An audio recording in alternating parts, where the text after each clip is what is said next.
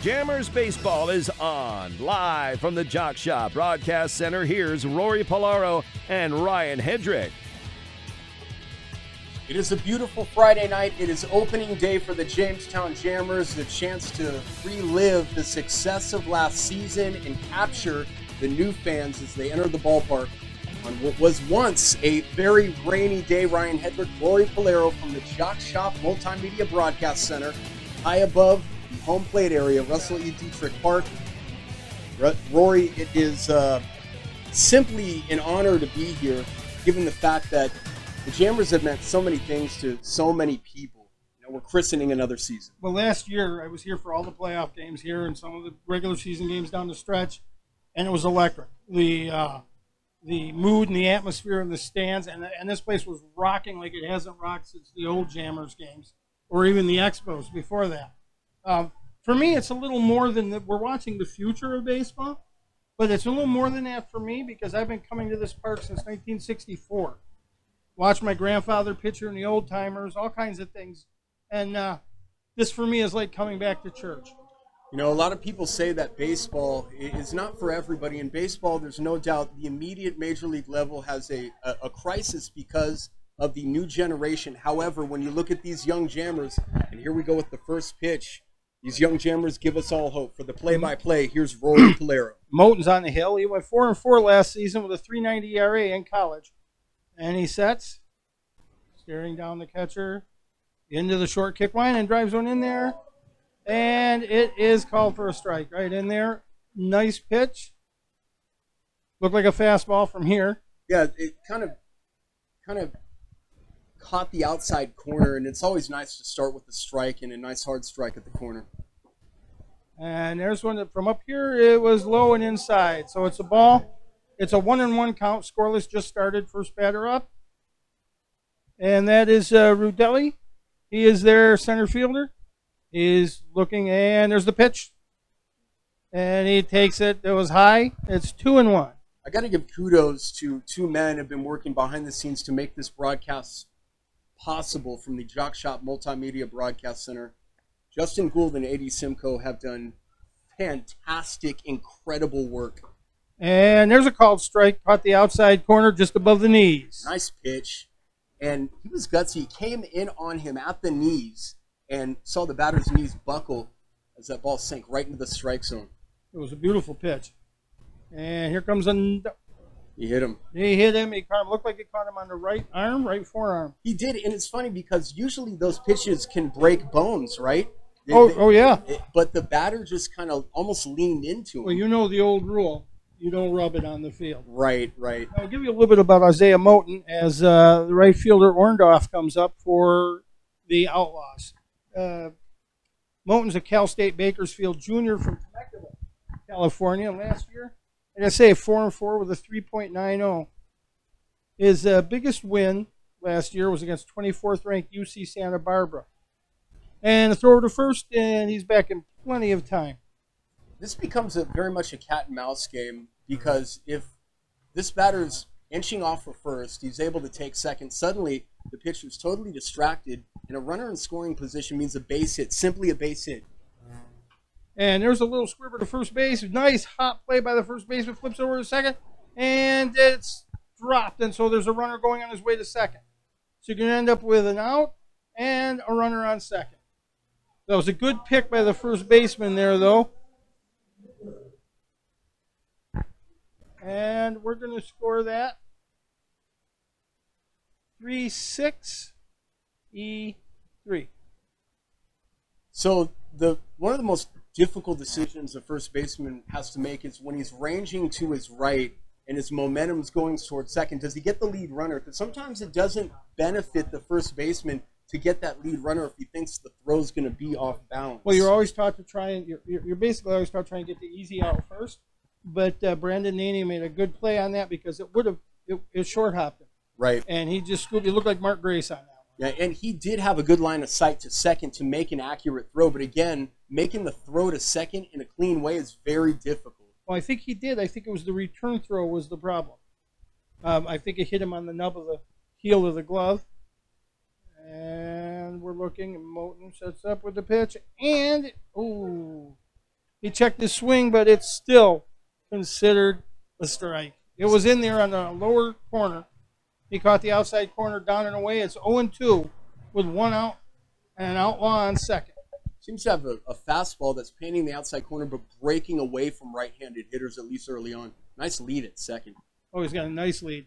And there he goes. Runner goes down to second, pitches a little low, throw in the dirt, and he's in there safe. Yeah, he had no shot to get him. That's actually a nice throw by the catcher, but he had no shot because the pitch was so outside. He actually backhanded it and had to throw across his body. Very difficult throw, but he made a strong throw to third nonetheless. Well, it was a good throw. It was a little down, but he got such a good jump. He did. He really did. And you were talking about Moulton's fastball. Scouts have said, and I've been reading the scouting reports, that he can top out at 90. Ideally, you'd like to see the velocity increase. I don't know. Well, it has. He was throwing 2 years ago. He was throwing 85. And you know, Rory, that's a good point. That's why this league is so critical. This is a developmental league in every sense. You want the wins. Wins are sexy. Development is what is going to pay the bills in several years. And we'll see what the Bills say on this one with a 2-2 count. Oh, caught looking. Beautiful off-speed pitch. And that's his first strikeout. Backdoor slider, and he went 1-2. He actually threw a 1-2 slider, which is, that takes guts, and then he painted the outside corner, and he buckled the batter's knees. Nice backdoor slider for strike 3. Yeah, he was frozen, and it's 2 down now. 2 down now, and their designated hitter, Kretzler, is up. What a beautiful night. Look at the clouds disappearing into the mountains right behind center field. Beautiful. And, there's a shot into the right field gap. It's short, but the right fielder's over. Puts it away. Well, he fought with that, though. He most definitely fought with that. Well, he didn't lose it in the sun, that's for sure. He almost lost it in the lights. That's a great catch, though. And the Jammers leave the third base batter stranded. Like to see. No score. And he's still got a no-hitter, technically. So we'd like to thank the Jock Shop, the Pro Shop, and I just want to congratulate them for the success. 1924. I want to tell you a story between innings here. They say never to tell a baseball story with 2 outs. Well, we don't have 2 outs here. So 1924, the Jamestown Cycle Shop, Team Jock Shop, launches and starts building relationships. They start with Nike, Adidas, Avia, and they start making all these critical business relationships that transcend business relationships and go to the community. And for the last almost 100 years, can you imagine a 100-year business, how successful and how grateful you have to be? Team Jock Shop continues to revolutionize the local apparel market. 1 out of every 5 or 6 people I saw today in downtown Jamestown are wearing something from Team Jock Shop. And here's the good thing. Their sales are now to a point where they're offering the same merchandise and service in the store and online. I encourage you to go online. I ordered a hat. I'm actually wearing it now. They embroidered my son's initials into the right side of the hat. It's a Jamestown Jammers hat. When Justin has an opportunity, he'll put the camera on it, as he's doing a lot of different things right now. But they customized this hat, and the turnaround and the professionalism. I got a call today. Actually, Justin got the call. Said, Ryan's hat's here. I said, yes, right in time for opening day. So go to Jamestown Cycle Shop, Team Jock Shop online right now. And I guarantee you, if you can't find it, give them a call. They'll get it for you. Excellent service, great prices, but the connection with the community, it can't be overstated. They have revolutionized the local apparel market, and they're still growing, still building. And we are grateful that they are partnering with us tonight so that you can watch the Jamestown Jammers and another team that ended their season last year, Rory. This team ended their season, didn't they? They played in the final game. Oneonta.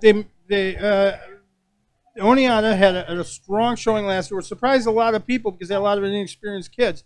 The guy on the mound for them right now is Mark Anderson. He's a solid left-hander from Lafayette University. He's a member of the Lafayette Lepers.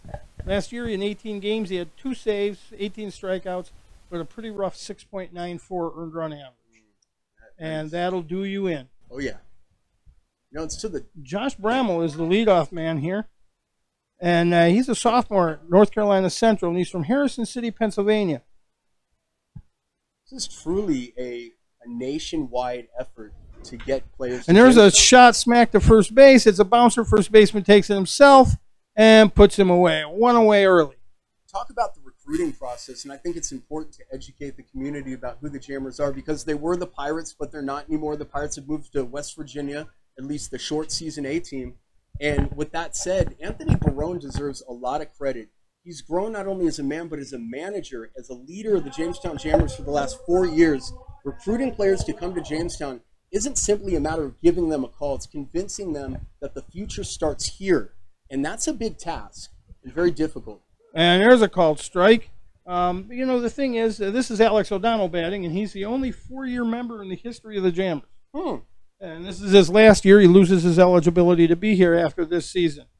And he drops a bunt down the left field line. I noticed last year Anthony Barone loves the bunt, the hit and run, the steal. He likes to play small ball, and the way they played it last year, it became big ball because they'd force the other team to make errors. You know, Billy Martin said, you don't win by beating the other team, you win by letting them beat themselves. You know, I would say, I call him AB, Anthony Barone, the manager of the Jammers. I would argue that some of the bunt fundamentals, and there's one chopped foul. Some of the bunt fundamentals are not, as a baseball guy, that I like the fundamentals in baseball, basketball, football, whatever, especially in baseball, because they beget championship teams. When you drop the head of the bat, that you can't properly bunt a ball. We just saw. You're right. Your bat stays on an even plane. You move your arms up or down and out and in to meet the pitch. Correct. So when you get your bat in the air, you just might as well swing the bat, because there's no way that you can put a bunt in play and get any semblance of success with the bunt. Well, and imagine, as difficult as it is to bunt, Ryan, imagine bunting with a wooden bat when you've just spent the last 4 years using an aluminum bat. Yeah, and imagine bunting so well that you're like Brett Butler. Brett Butler used to play for the Dodgers, the Giants. This guy,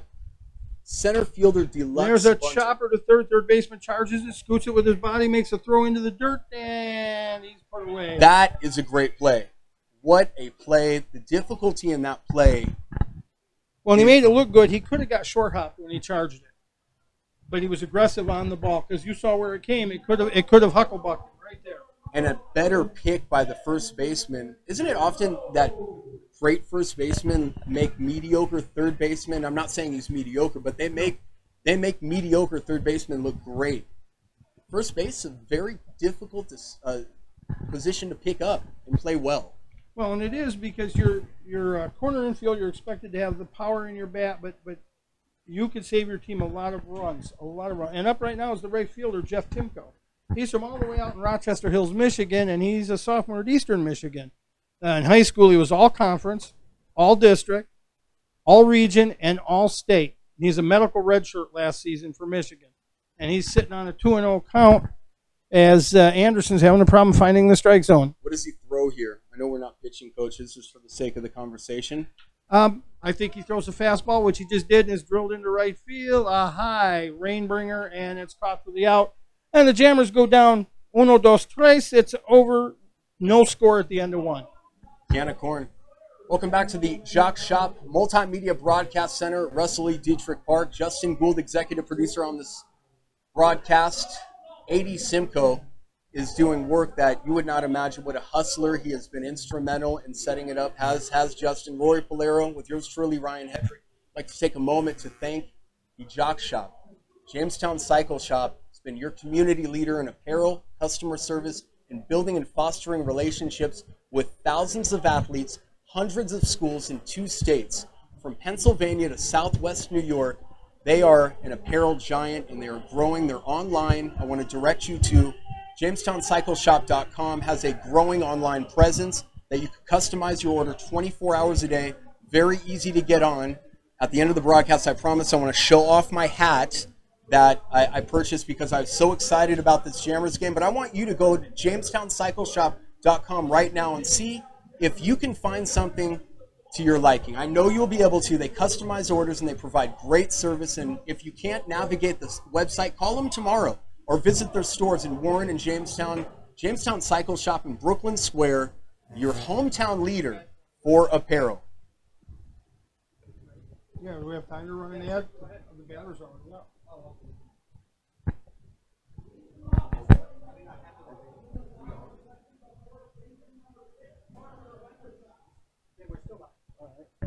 Well, and here brings up Parker Hendershot.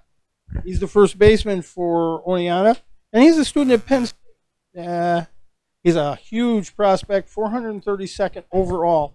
And it's a chop on a Chet swing. The pitcher flips it to first. Easy nothings.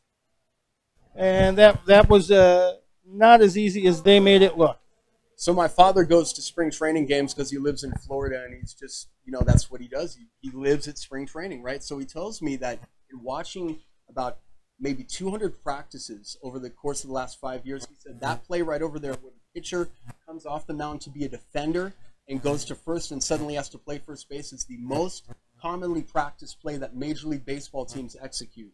Well, yeah, because it's the one that can save your game or completely destroy it.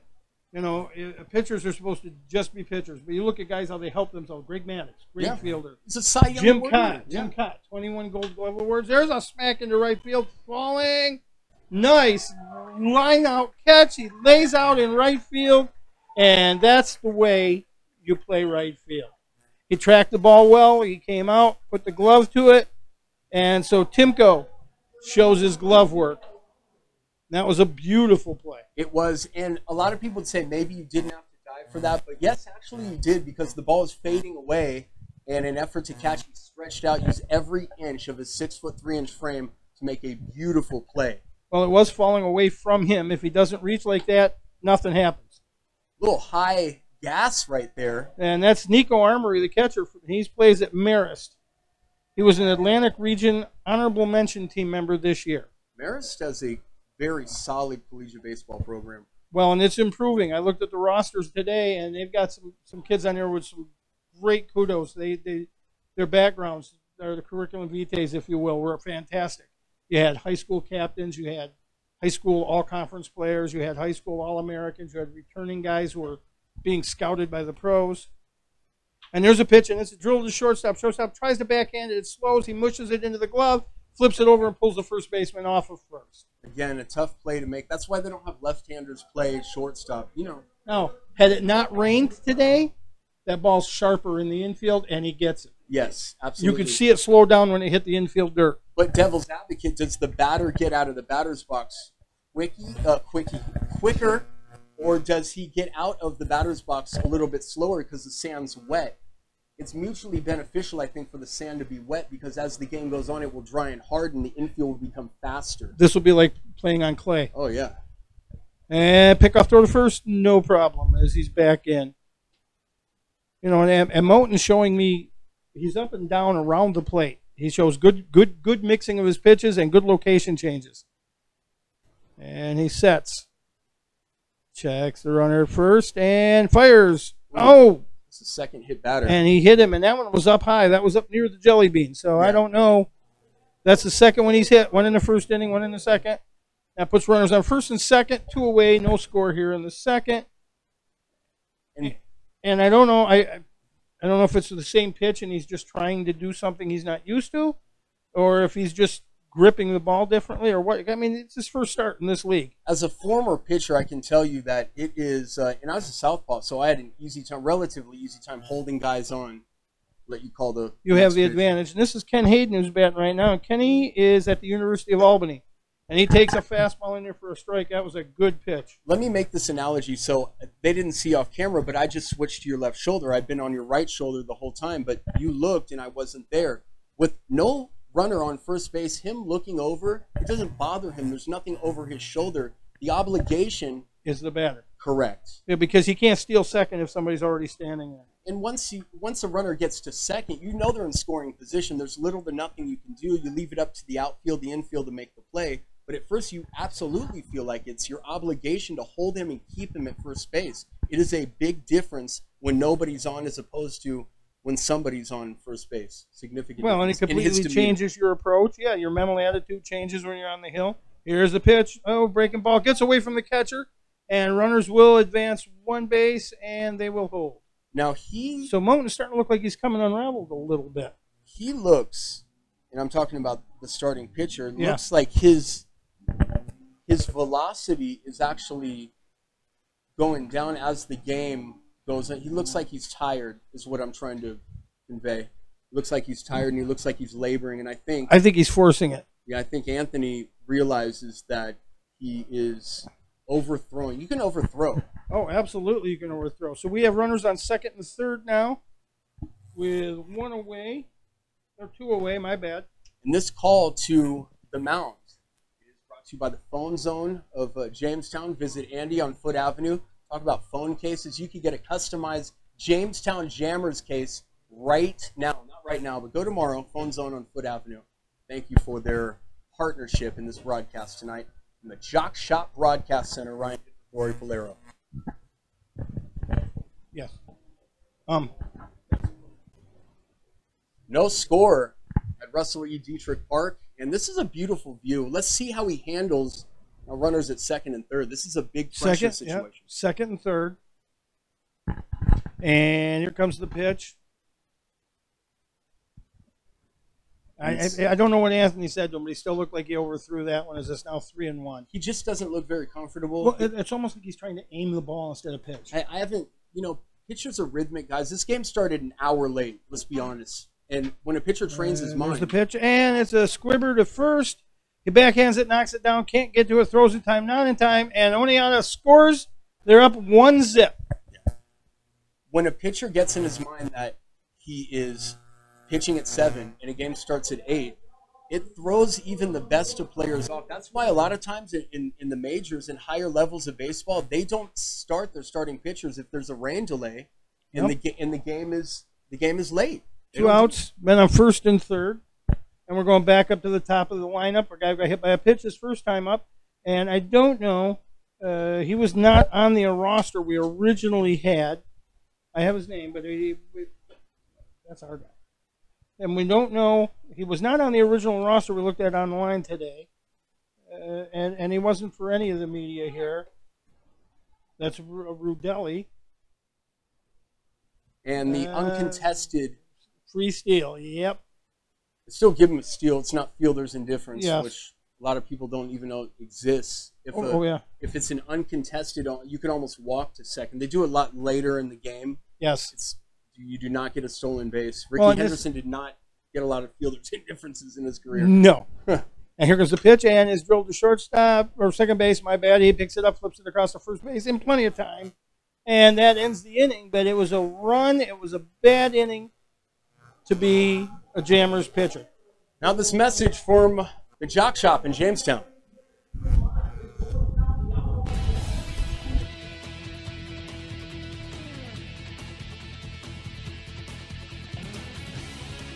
JamestownCycleShop.com is your solution for all of your apparel needs. Shop smart. Head to JamestownCycleShop.com right now. You'll get the same quality, the same selection, and the same first-place service that's made us a community favorite since 1924. Stop by our 2 store locations in Warren or Jamestown. Better yet, head to JamestownCycleShop.com. WNY Sports Now is powered by Phone Zone of Jamestown. With the largest inventory around, we buy and sell our own merchandise at a price that can't be beat. Have a broken screen? We'll fix it. Learn more at PhoneZoneShop.com. The Fitness Bunker in Lakewood is a locally owned and operated club that cares about your health and wellness. They invest in it. Right now, $16 for 16 days will get you in the door. Lose 4 pounds, your next month is on them. Try a green zone class and maximize your performance. Hot yoga, 24/7 access. Simply walk into Fitness Bunker in Lakewood right now on Summit Avenue. Make an investment in your health and wellness. Fitness Bunker in Lakewood. Find them on Facebook. From the Jock Shop Multimedia Broadcast Center in Russell E. Dietrich Park in Jamestown, the Jammers are down a run. Rory Polero, Ryan Hedrick, executive producer Justin Gould, and Eddie Simcoe, the MVP tonight. Watching opening night, Jamestown. It doesn't get any better than this. We thought it was going to be rained out, but that's for pessimists, Rory Polero. That's for pessimists. This game, it's turned out to be a beautiful, picturesque night for Jammers baseball. Well, apparently Mother Nature's a Jammers fan.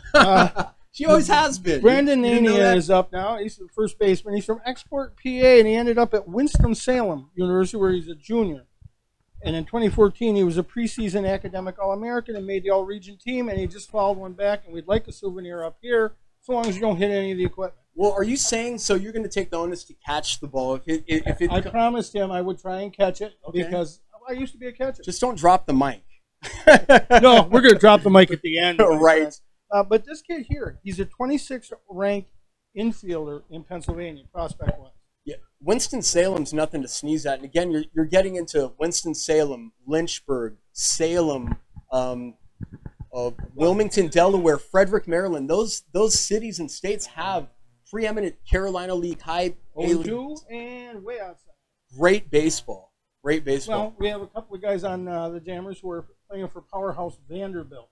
To play for Vanderbilt, you're up there. Yeah, if you go to Vandy, that's the school you go to for, and coincidentally enough, baseball, not basketball. The basketball's not an afterthought there, but it's not the first sport that's paid attention to. Oh, up and in. Maybe that was some payback for the two other guys getting hit, as Anderson just leaned on that one a little bit. Now, if I'm the fan of the visiting team, the starting pitcher here looks a little more fluid, looks more confident. He's working quicker, and he's working with more conviction in his pitch selection.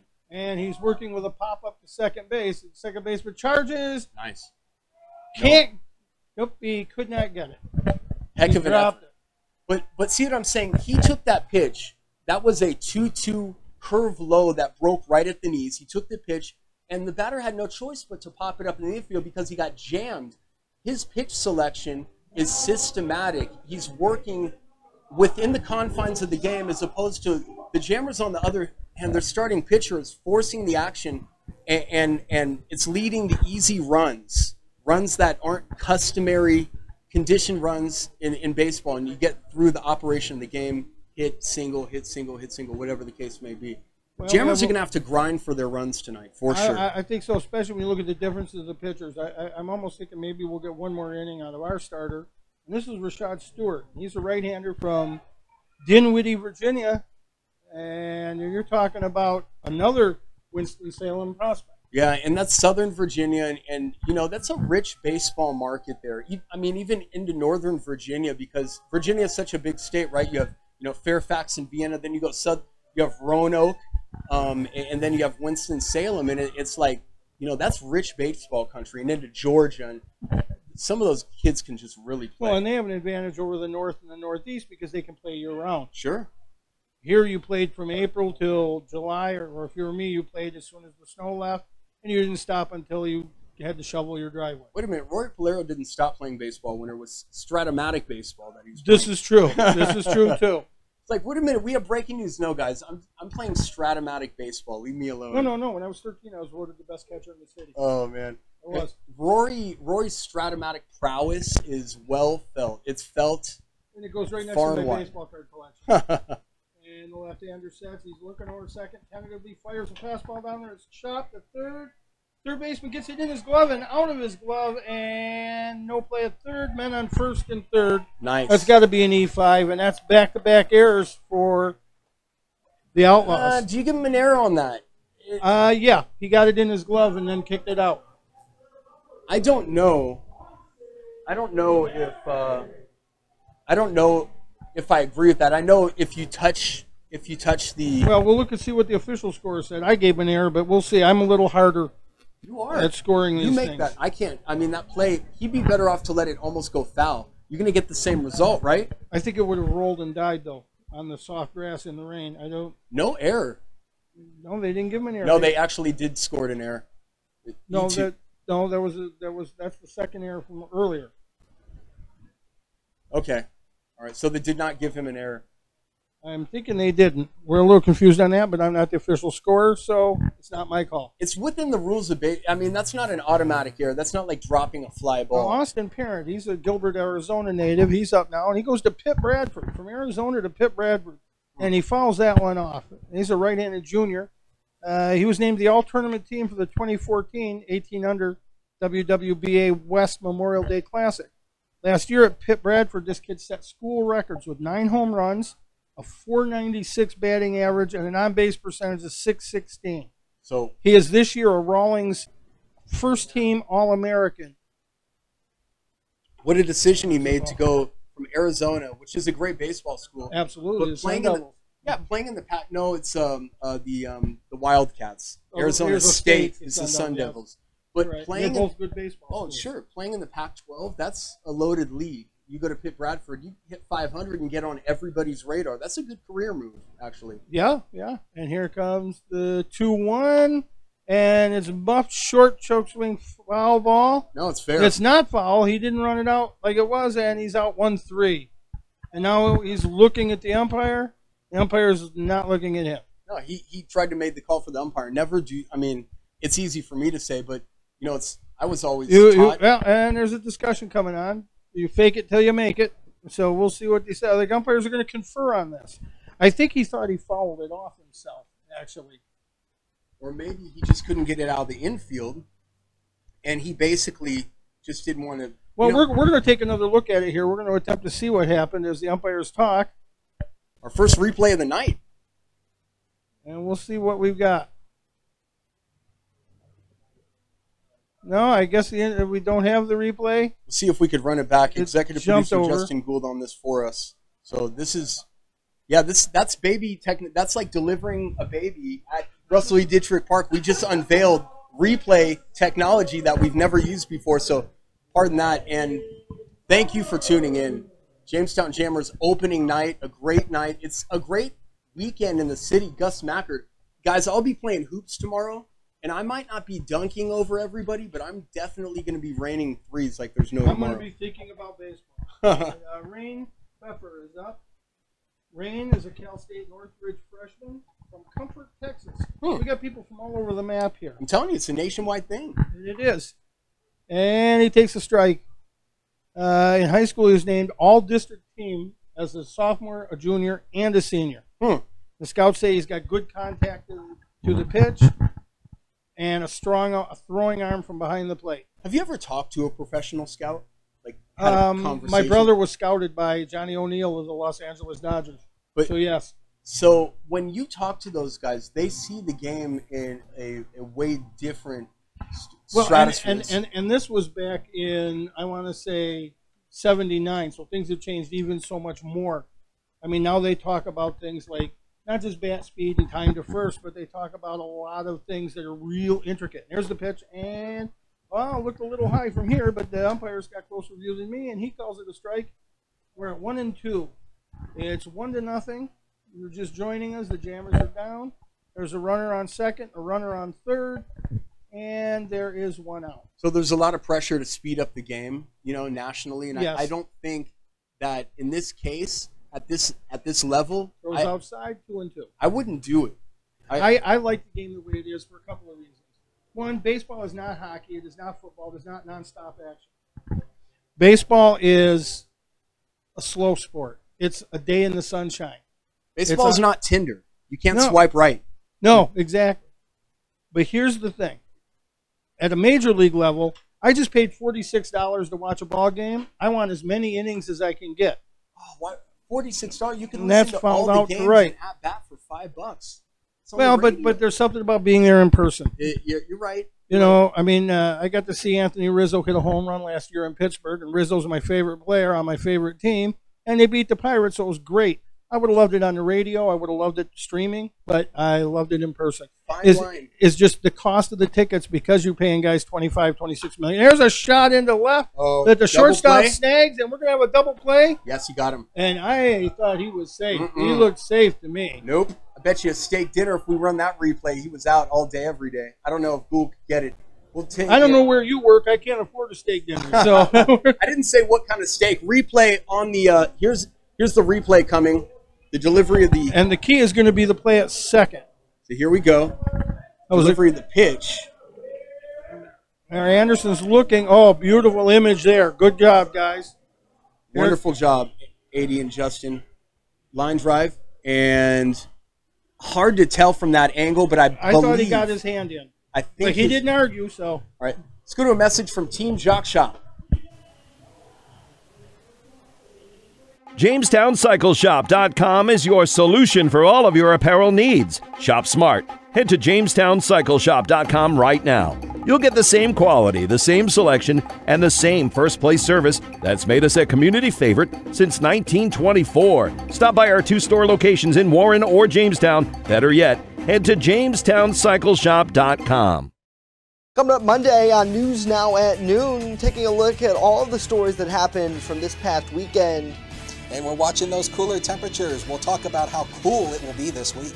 Join us Monday, live at noon. WNY Sports Now is powered by Phone Zone of Jamestown. With the largest inventory around, we buy and sell our own merchandise at a price that can't be beat. Have a broken screen? We'll fix it. Learn more at phonezoneshop.com. Jammers Baseball is on. Live from the Jock Shop Broadcast Center, here's Rory Polaro and Ryan Hedrick. From the Jock Shop Multimedia Broadcast Center in Russell E. Dietrich Park, Rory Polaro, Ryan Hedrick, Justin Gould, A.D. Simcoe, watching the Jammers trying to jam something over the fence, but they got to stop the Oneida team from scoring runs, Rory. And this is Mr. Orndorff playing for them. He was up last time. Orndorff is their right fielder, and last time he bounced out to short on an error and then stole the base.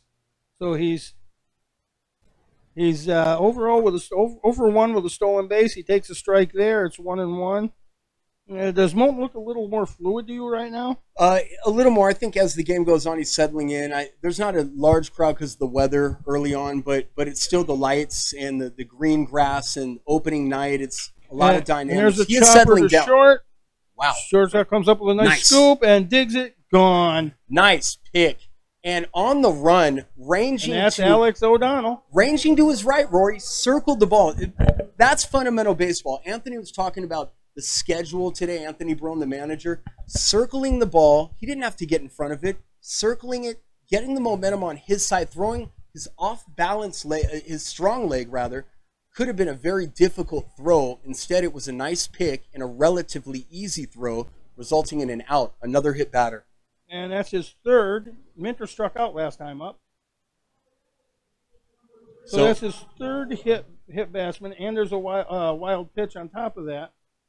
And maybe he's just getting a sweat buildup because some guys it takes a few innings to get working, but he's just not having any luck. And a little bit of the sloppy field conditions, I think, are part of it because the fielding isn't as slick and smooth and automatic as they normally like.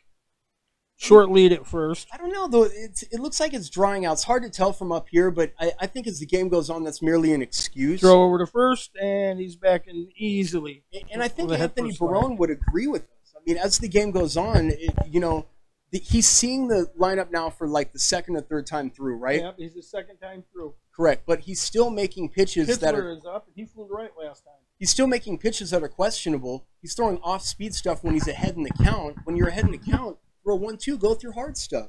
Well, if that's your strategy, he mixes pitches well, and I think I do think he's almost pitching backwards to these guys at some point. Yeah, he's at this point he's aiming.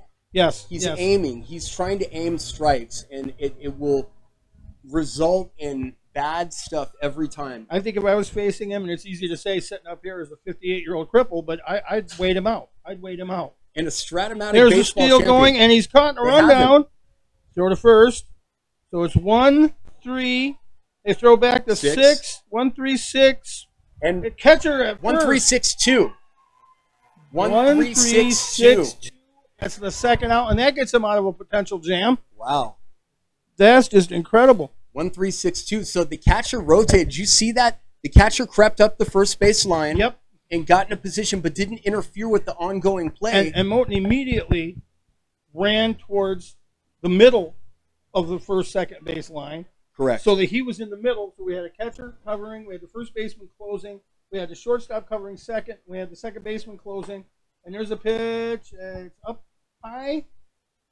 Gould was trying to insert a replay, and I think we have the gist of it. I'm not sure unless you're absolutely insistent on the replay, although it was nice, fundamental baseball, and I want to applaud the catcher. And there's a swing and a miss.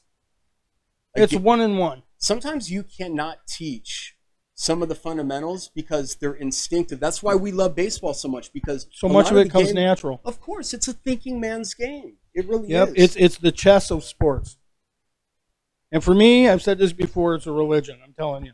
And there's a pitch, and it's a fly ball out to the left, shallow midfield left, routine pop, left fielder under it, puts it away with one hand.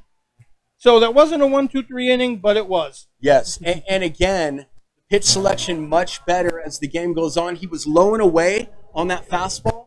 He knew he'd pull it out to left, and he did. Got the can of corn fly out. We're through 2.5. It is 1-0 Oneida from the Jock Shop broadcast booth. Now a message from them.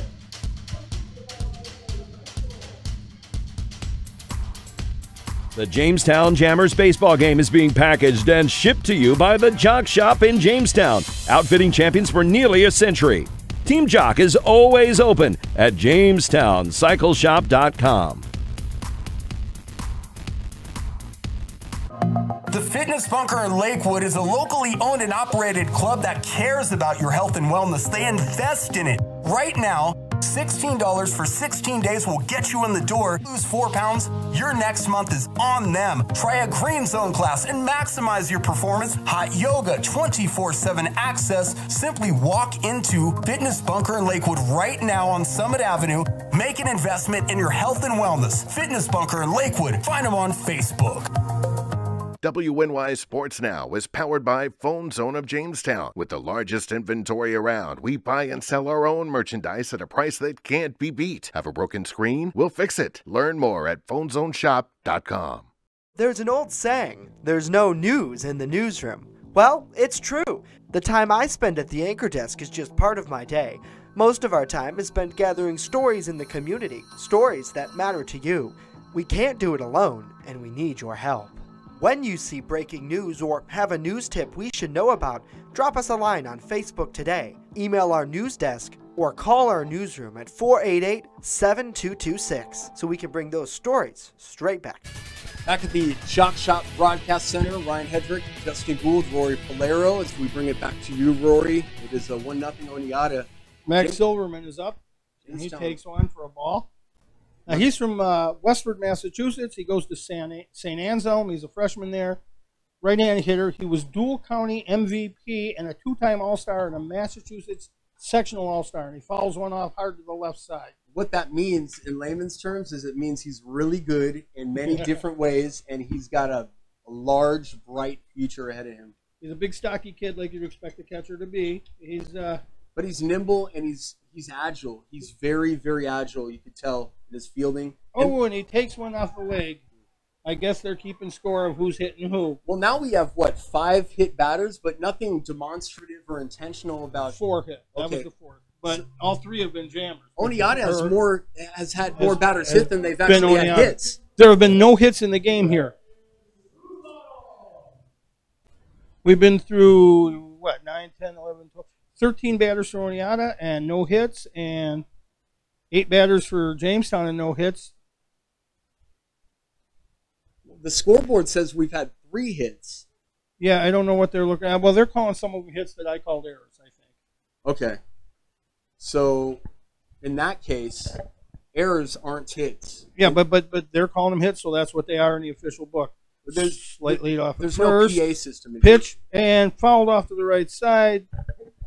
First base coach makes a nice play on it. Now, I like that cut. He had a healthy cut, and that's a tough pitch to hit. That's a fastball high and in right at the eyes. Yep. And he fought it off, and I'll be honest with you, he got a good portion of baseball. Generally what happens is you're jammed up on those pitches. You foul them off. He pretty much had a healthy swing, just missed it. Just missed it. 3 feet to the left, it's a single. And there's a ball high and away. Hence 1 and 2. Hence the next pitch selection, high and away. You don't want to come inside him. He's already proven he can hit your fastball high and in. So you go high and out. Benefits him because he's ahead in the count. And that one's fouled off. I had a pitching coach explain to me one time that being ahead in the count is like getting paid accidentally twice on payday. So you have your check that you budgeted your bills, then you have another check that they forgot to, that they just paid you on bonus, and suddenly you're playing with house money now. Being ahead in the count allows a pitcher and allows us to see a lot more what that pitcher has, right? Well, and the batter too. And I remember there's a chopper to second base. 4, 6, and not in time at first. Chris Rubottom ran that out. He's all the way from Long Beach, California, and he goes to Wolford. The flip on the initial throw to, or the scoop to second base needs to be quicker. And again, it's a developmental process, but double play, turning a double play, it's in your nature. If you're a great second baseman like Delino Shields when he was here, that guy's flipping the second base. He's turning double plays with ease because it's instinctive. Much of baseball, much of what they do in baseball is instinctive reaction to whatever's happening around you. Josh Brammel's coming up. He bounced out to first his last time up, back in the first inning as the leadoff hitter. He's a lefty. Short lead at first, nice jump. Catcher drops the ball on a throw to second. He's in there. Nice. He had a nice jump. But now the key is, was that a stolen base or was that a passed ball? Because he knocked it down, but he didn't catch it cleanly. Yeah, there was. Pretty sure that wasn't a stolen base. Well, we're looking to wait and see what the scorer says, and we haven't seen anything. After the game, I've challenged Rory to a home run derby. And with wiffle balls. Yeah, with wiffle balls. So everybody's invited back to the WNY News Palace after this for home run derby with wiffle balls. And that's down outside, and it's a ball. We're at 2-0. Hedrick and Polero on Tim Hortons Donuts and Mountain Dew all night in the news center, throwing each other curveballs, hitting them about 30 feet. The winner gets a can of Copenhagen. Oh, my goodness. Oh, that'd be me. Yes.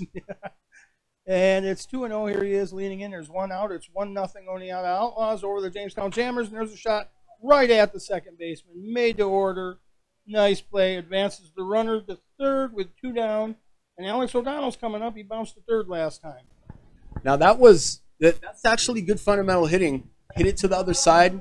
Let this guy from second come to third. Now what you hope is... Unfortunately, there's 2 outs now. If he could have done, if the batter before that could have done it, then it's ideal. Yeah, I like the fact that Moten is settling down because I think he's getting more confident in his pitch selection. I'd like to see the Jammers get a run here and see what his demeanor is like next inning. This is Alex O'Donnell. He's the closest thing we have to a local player. He's a Star Point graduate, and he's a redshirt junior at Mercyhurst. He is the 7th-ranked shortstop prospect in New York.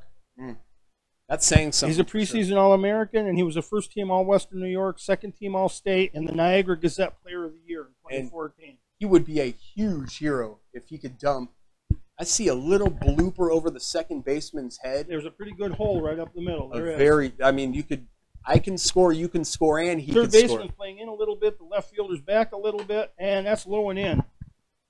And again, the pitch selection, their pitcher is being very fine around the corners. You're too fine, you make a mistake, hang something, and it could end up over the Robo sign in deep right center. Oh, yeah. And that's what Jammers fans are hoping right now. And that's the deepest part of the park with 414 feet. Now, if I'm him, I stay away from the up and in stuff. His bat I'd go is down quick. and away. He was down and in. I'd go down and away with either a fastball or something breaking on the outside corner. And that's what he did. And he drills this one into center field. Center fielder's all over it. Easy out. So end of 3. 1-0 Oneonta. Stayed low and away and a can of corn, so to speak. It is 1-0 from the Jock Shop Multimedia Broadcast Center, Russell E. Dietrich Park. We're coming right back. Jammers Baseball. The Jamestown Jammers baseball game is being packaged and shipped to you by the Jock Shop in Jamestown, outfitting champions for nearly a century. Team Jock is always open at JamestownCycleShop.com. WNY Sports Now is powered by Phone Zone of Jamestown. With the largest inventory around, we buy and sell our own merchandise at a price that can't be beat. Have a broken screen? We'll fix it. Learn more at PhoneZoneShop.com. The Fitness Bunker in Lakewood is a locally owned and operated club that cares about your health and wellness. They invest in it. Right now, $16 for 16 days will get you in the door. Lose 4 pounds, your next month is on them. Try a green zone class and maximize your performance. Hot yoga, 24/7 access. Simply walk into Fitness Bunker in Lakewood right now on Summit Avenue. Make an investment in your health and wellness. Fitness Bunker in Lakewood. Find them on Facebook. There's an old saying, there's no news in the newsroom. Well, it's true. The time I spend at the anchor desk is just part of my day. Most of our time is spent gathering stories in the community, stories that matter to you. We can't do it alone, and we need your help. When you see breaking news or have a news tip we should know about, drop us a line on Facebook today, email our news desk, or call our newsroom at 488-7226 so we can bring those stories straight back to you. I am excited to see what Moten brings here in the top of the third. He is top of the fourth, rather. He is getting more confident, and the velocity is actually going up. Rory Polero, Brian Hedrick, and Justin Gould from the Team Jock Shop Multimedia Broadcast Center. Watching Jammers opening night, we're so grateful. We had the pleasure of bringing this game to you. Many more to come this season. We'll see if Moten has in the fourth. And there's the pitch to Parker Hendershot. And Hendershot is the number 2 third base prospect in all of New York State.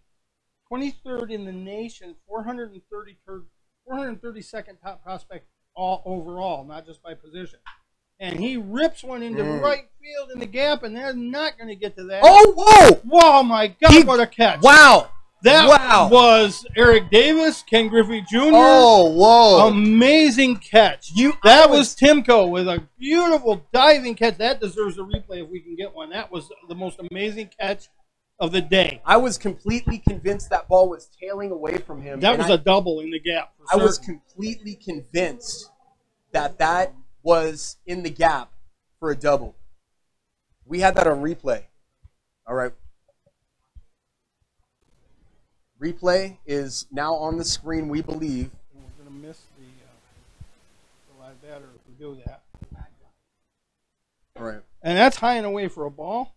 I would That's young. He flew to right last time, but not like Hendershot did. That was a double, and I guess right field at Jammers here is where doubles go to die. What's your play of the game? I don't have to think wrong about that. Well, prior to that, it was that shortstop play. I mean this saved a double. The catch was good, right? The catch was good, but the dive. No, the ability to track a ball struck that well down is amazing on wet turf because the outfield grass is still very wet. And that was going away. It's 3-0 now, 1-0, the Outlaws. But it could be a lot worse. Instead of 1 out with nobody on, it could be no outs with a man on second, maybe third if Hendershot had the wheels. And there's a pitch, 3-0, and he takes it outside, so he walks in. Young draws the walk. And when you're playing with house money, I guess, so to speak, and now I'm making an analogy when you're up in the count as opposed to when you're down in the count. The demeanor of a pitcher, once again, I have to say this changes because what he's doing, the decisions he's making early in the count are affecting the way that the team is able to get on and off. Generally speaking, the defense would be, quick off the field if he just stayed up and in. He has a good fastball that they cannot get around the middle. No, his fastball, he sets it up well, and then after he gets 2 on him with the fastball, he throws that tailing breaker that buckles their knees. I would not lose confidence in your fastball 2 pitches into a count. It doesn't make sense. There's the throw to first again. He's really trying to hold the guys on. So he's thrown over every inning at least twice. I remember Randy Johnson when he was a young pitcher. Maybe not when he was here, but when he was with the Expos and he's throwing that chin music. Yeah. Remember when he threw up and in at Griffey in the All-Star game? Mm-hmm. What a message that sent. And that pitch is taken low for a ball. It's 1-1. Well, remember the John Crook at bat in the All-Star game. Right, but here's the point I'm trying to make. With every pitch you send a message, you establish a portion of the plate that hitter, that batter cannot creep up on, cannot encompass. And there's the throw over to first. And this batter is Armory. He crowds the plate, as you can see. He's in there on the inside portion of the. He's got his toe almost on the edge of the inside of the stripe of the batter's box. He needs to command the plate. Something up and in would be my call. And there's a single to right. And the runner is going to hold it second. That's a clean single by Armory. And that's going to bring up Cabrera, their third baseman, who got hit by a pitch last time. Station to station, and they're now starting to get good swings on his pitches. Because he's gone away from pitching up and in on them to get the message that I own the strike zone. You have, and it is an arduous task to be a great pitcher because great pitchers have a swag, an aura about them that you cannot recreate Mitch Williams, the Wild thing, even though he gave up that homer to Joe Carter in '94. Yep. You can't recreate his demeanor, his manner. Al Roboski with Mariano Rivera. But the thing is, pitchers don't pitch inside in any level of baseball like they used to. And part of it I blame on the designated hitter, because if I'm throwing at you and I have to face you, you might plunk me. Right. But some other players got to take the hit because I plunked 2-3 guys in a game. The designated hitter takes away some of the responsibility of the pitcher to do that. You know, and a lot of it is what I call respectfully the dumbing down of the pitcher position. For instance, there's no more going 8 or 9 innings. If a pitcher is pitching well early on the season, even if he has a no-hitter, they're pulling him in the 6th to save face for later on the season. Pitch count and the fact that they're paying the guy $18 million. And I hate the pitch count, and I hate the 5-man rotation. I'm old school. I remember the Orioles had a 4-man rotation, and they were always winning 18, 19, 20 games. Yeah, but pitch count is good for injuries. And rehab not for starts. Everybody. Correct. And he steps off and bluffs the runner back to second. Man, I'm first and second. We got 1 out. It's the top of the 4th. Only out is up 1-0, but they're threatening here. Yeah, and this is where you need to throw a low breaking ball to try and dig it into the dirt for a double play. I disagree. You throw a low pitch low and away, and 2 runners are going to score because they're starting to come around on his low outside pitches. I'd go high and in. High and in will not get you the double play, though. He doesn't have control of his fastball low and away at this point. It doesn't look like he did there either, and that was low and in. Right. So now we talked about his concern for runners on base. Now he has 2 to deal with, and he's not. Are they picking up his timing on his fastball enough? Oh, there's a heater that he misses. And I like that. I like that choice right there. He went high and away, but he threw it just a little bit out of the strike zone. So even if he got around on it, he's probably only going to dump one into right or left. Probably not left, but right. And again, runners probably won't score. Well, he's trying to expand the strike zone a little bit, even though there's only 1 strike. There's a foul ball, same pitch, same location. And same confidence as the previous pitch, and that's critical because now I feel like even though the count is 1-2, he has a decided mental advantage against this batter. I don't think this guy thinks he can hit him right now. He got hit last time, so he didn't get a chance to show much of what he can do. So that's the first time he's his catcher up. He's showing, yes, and the batter is Cabrera is showing a little bit of looks like nervous energy up there at the plate. Right. It just looks a little jittery. Both runners have nice leads too. And here comes the pitch. Oh, breaking ball. Where was that? Way up and out. Breaking ball is 2-2. It looked like it caught the corner on the outside, but it looked high. Maybe my depth perception is really off, but it looked like it hugged the corner. I don't know. I think it caught the edge. I think it caught the stripe, but I don't think it was. I think it was too high. Of course, it depends. We don't know this umpire's strike zone. Every umpire has their own. And that's a shame. Which is like saying that I'm a referee, a touchdown's worth 8 points. Yeah, and some 3-pointers are worth 4 points. If Steph Curry shoots a 40-footer, it's worth 5 points. If he shoots a 30-footer, it's worth 4.5. Yeah. I mean, you have to maintain consistency. It's not fair to the strike zone is a rule. And there's a pop. Shortstop taking it in deep left, deep shortstop, shallow left. Picks it nicely. He called it the second it was hit. And that brings up the left fielder, Hayden. Now, Moton looks like a different pitcher altogether in the last 2 innings. Now, Kenny Hayden, as he says, from Albany, he didn't have a good season last year. He didn't play much. He only hit 111 with 4 ribbies. Now, was he hurt is my question. We didn't see anything on there. I think it's because he was a freshman. Right. And 111 is better than being redshirted. 111 is better than the average I have right now. Yeah. Striking out with women left and right. I'll be sure to tell somebody that. That's a ball. I don't even pursue them. I watch baseball. I didn't say they were real life women. Oh, okay. Yeah, Jessica Rabbit. And we're waiting. It's 1-0 with 2 down, 1-0, and I'm first and second. Here comes the pitch. Up and a little inside. But he's commanding that inner half, and now batters are not digging in like they used to. Yeah, he's not digging a grave there. He's got his 1 foot up, but he bats a little bit of an open stance. His right foot, and then his left foot is cocked a little bit to the left side of his stance.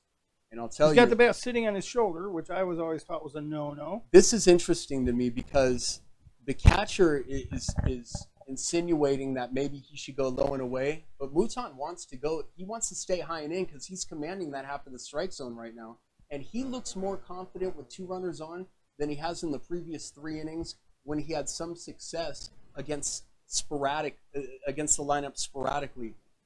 Well, he seems to be throwing what he wants. Yes. But he's 3-0 on this guy, so I suggest he start listening to his catcher a little bit. How do you know the catcher didn't call that low and away? And maybe Anthony called it. The catcher relayed it. Right. All I know is during the sequence, they've been crossed up more times than they had the whole game. That's troubling. The 3-0, that's a strike. Down the middle for a strike, he was taking all the way. And it's a good thing for the Jammers. He was. The outfield, I don't know the scouting report on this particular batter, but the outfield is very, very... Right field is creeped in very quite a bit. Left field is deeper. Center field's about right in the middle.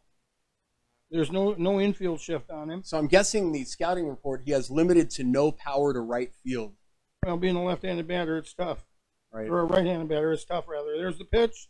And high and up, and he walks him. That's another walk. So between, there's going to be a lot of unearned runs if this keeps up because he's hitting people, he's walking people. And I'm sure he wanted better. And I think he just got a little rattled with the errors behind him, the miscues. And I think that got into, I think Oneonta was in his head a little bit for a while. Rory Polero, Ryan Hedrick, Justin Gould, A.D. Simcoe, the hardest working crew in Jamestown right now from the Team Jock Shop Multimedia Broadcast Center at Russell E. Dietrich Park on a beautiful Friday night. It does not get any better than this for Jamestown Jammers opening night at this historic and quaint ballpark. And that pitch was almost skirted away, but the catcher made a great stop on it, and it's 1-0. It was in the dirt. And I want to thank Anthony Barone and the entire staff and team of the Jamestown Jammers for allowing us this opportunity, and I want to thank our sponsors. Without them, well, we'd be home. I'd be playing Stratomatic baseball. Ryan would be in the newsroom doing stories. So I would be chasing sirens. No, I wouldn't. And there comes the pitch, and caught the corner. You know, I now have a healthy, what I deem a healthy addiction to the Major League Baseball at-bat app. I look at these games, and I have a philosophy. If it's into the sixth inning and they're separated by, less than 2 runs, I'm flipping back and forth until I find out the result. Yeah, I should get the app, but, when he swings and misses on a breaking ball there that was tailing in on him. And Rory 1 and 2 with 2 outs. Rory has ethically, I must say, turned down my offer for my password. Rory's like, no, I'll get my own password. I'm like, listen to mine. On my computer, listen to mine. Rory's like, I'm getting my own password. Leave me alone. Yeah, I got to pay for it. It's, not that I'm adverse to it, but I'd prefer to pay for it myself. And, that's a low one skipped off the top of the plate. And we're all tied up at 2-2 in the count. 2 balls, 2 strikes, 2 outs. Bases loaded. The table is full. And Oneonta has a golden opportunity to bust the game wide open. This is a critical turning point for Jamestown right now. And there's one that's popped up and foul. I'm waiting to hear it hit something. It didn't. My truck is out there. I just heard glass shatter all over. That would be. I got glass coverage. Sound effects. Police are responding to a report of a UFO over 2nd Street. I'm only kidding. It's a baseball, a foul ball from Russell E. Dietrich Park. And in the old days, you had as many kids standing outside waiting to get foul balls, take them home and play with them. And that skips in the dirt. He's going low still, and it's not as effective for him. No, I mean, it's up to a full count. Now, to me, it's a full count. He has to throw a strike. And to me, it's just bad signal calling behind home plate because, again, I think it's bad command of the pitcher. I get the impression that the catcher is in charge right now, and the pitcher has little to no. His demeanor has changed since that second visit, Rory. He can shake him off, but the thing is, I just think he's not. And there's a chopper to second, and the throw over in time. So he gets out of a bases loaded 2-out jam. And if that doesn't help his confidence, I don't know what will. And the catcher and the pitcher now they met at the third baseline. They hugged each other. I think a bonding right there, getting out of a bases loaded situation from the Team Jock Shop Multimedia Broadcast Center. We're back in a minute.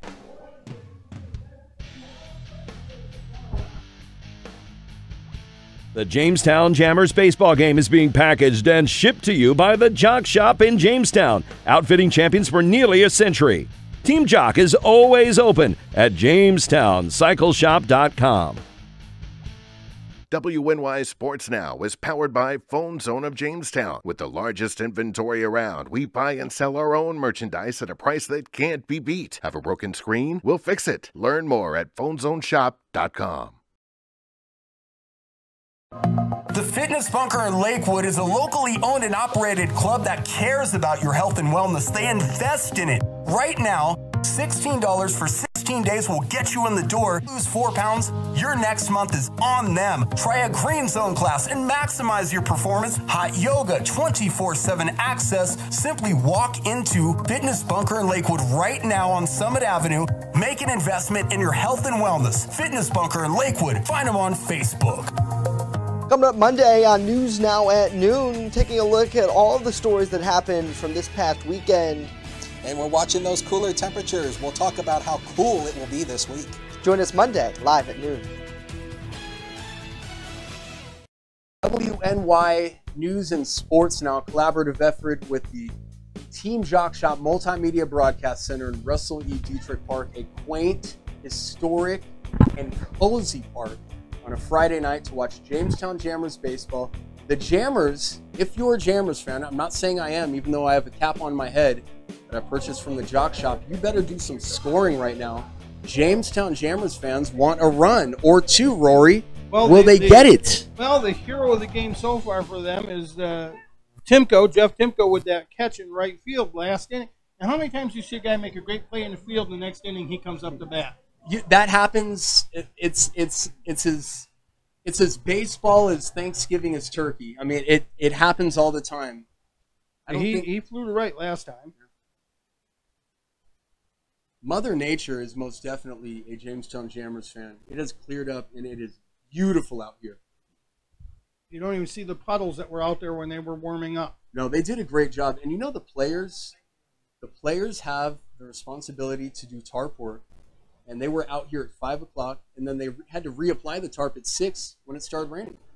And the 1-0 is high and outside. It's 2-0. I missed a pitch there for you, folks. Sorry.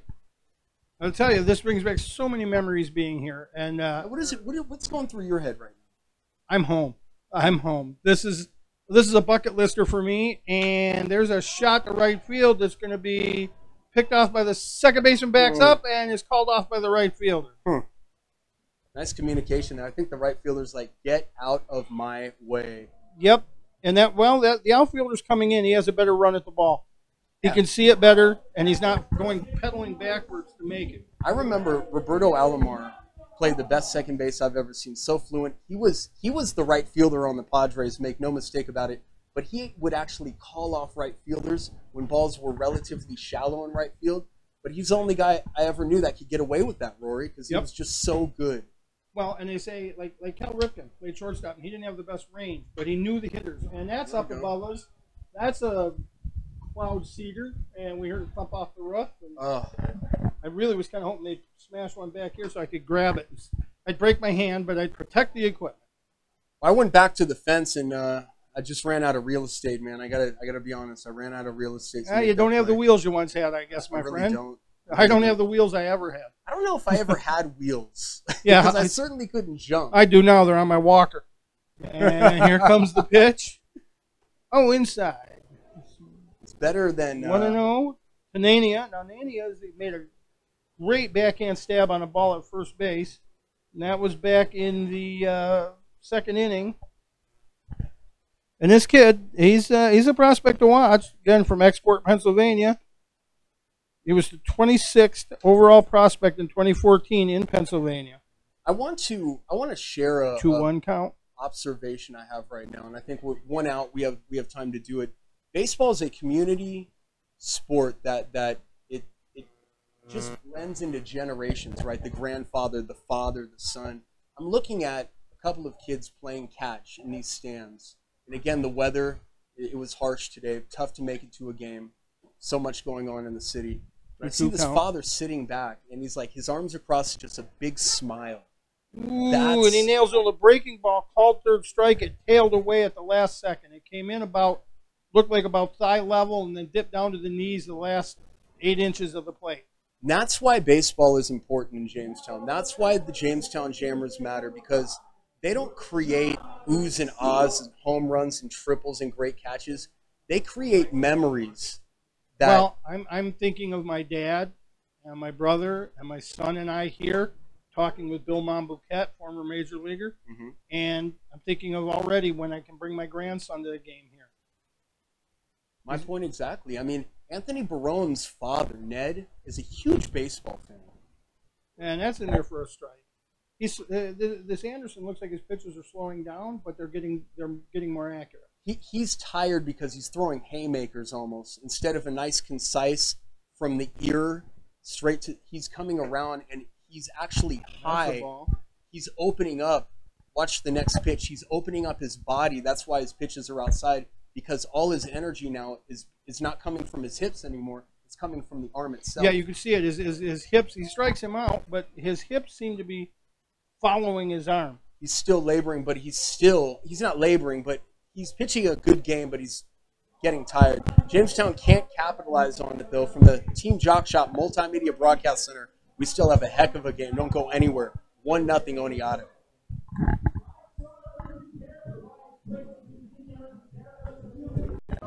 The Fitness Bunker in Lakewood is a locally owned and operated club that cares about your health and wellness. They invest in it. Well, $16 for 16 days will get you in the door. Lose 4 pounds, your next month is on them. Try a green zone class and maximize your performance. Hot yoga, 24/7 access. Simply walk into Fitness Bunker in Lakewood right now on Summit Avenue.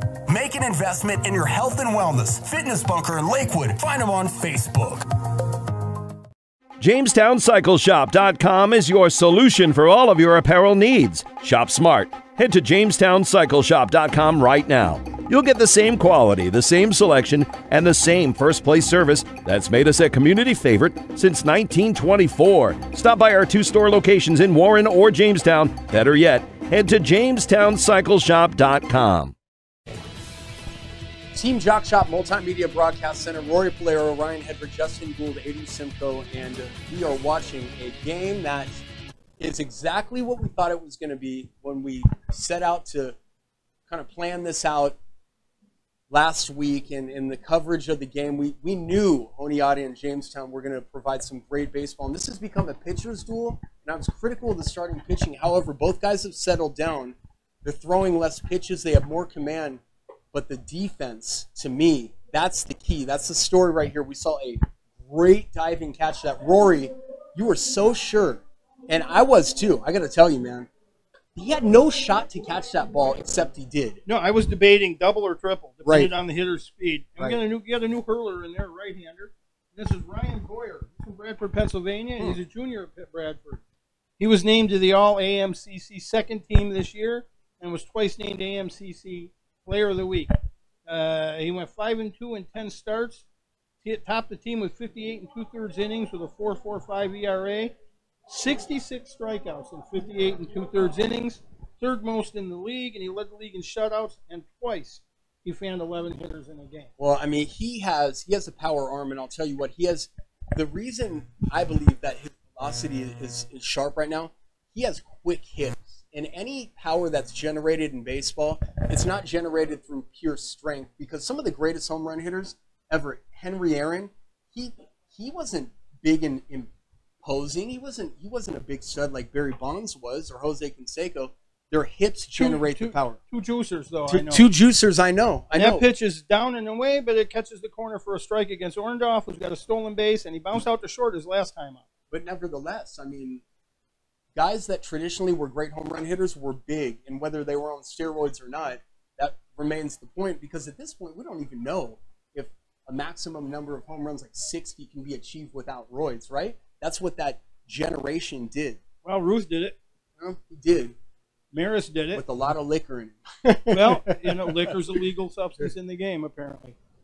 So it's 1-0, Rory. 0-2, and he's away 1-2. Tried to get him to chase there with a fastball on the upper outside. I like the decision to bring him in, because at this point you need to stop any additional runs from crossing the plate, because Oneonta's pitching is solid, and Jamestown cannot even push a runner past second base. No, Jamestown have 5 straight guys out, 5 in a row. The last 5 have been retired. 1-2's your count.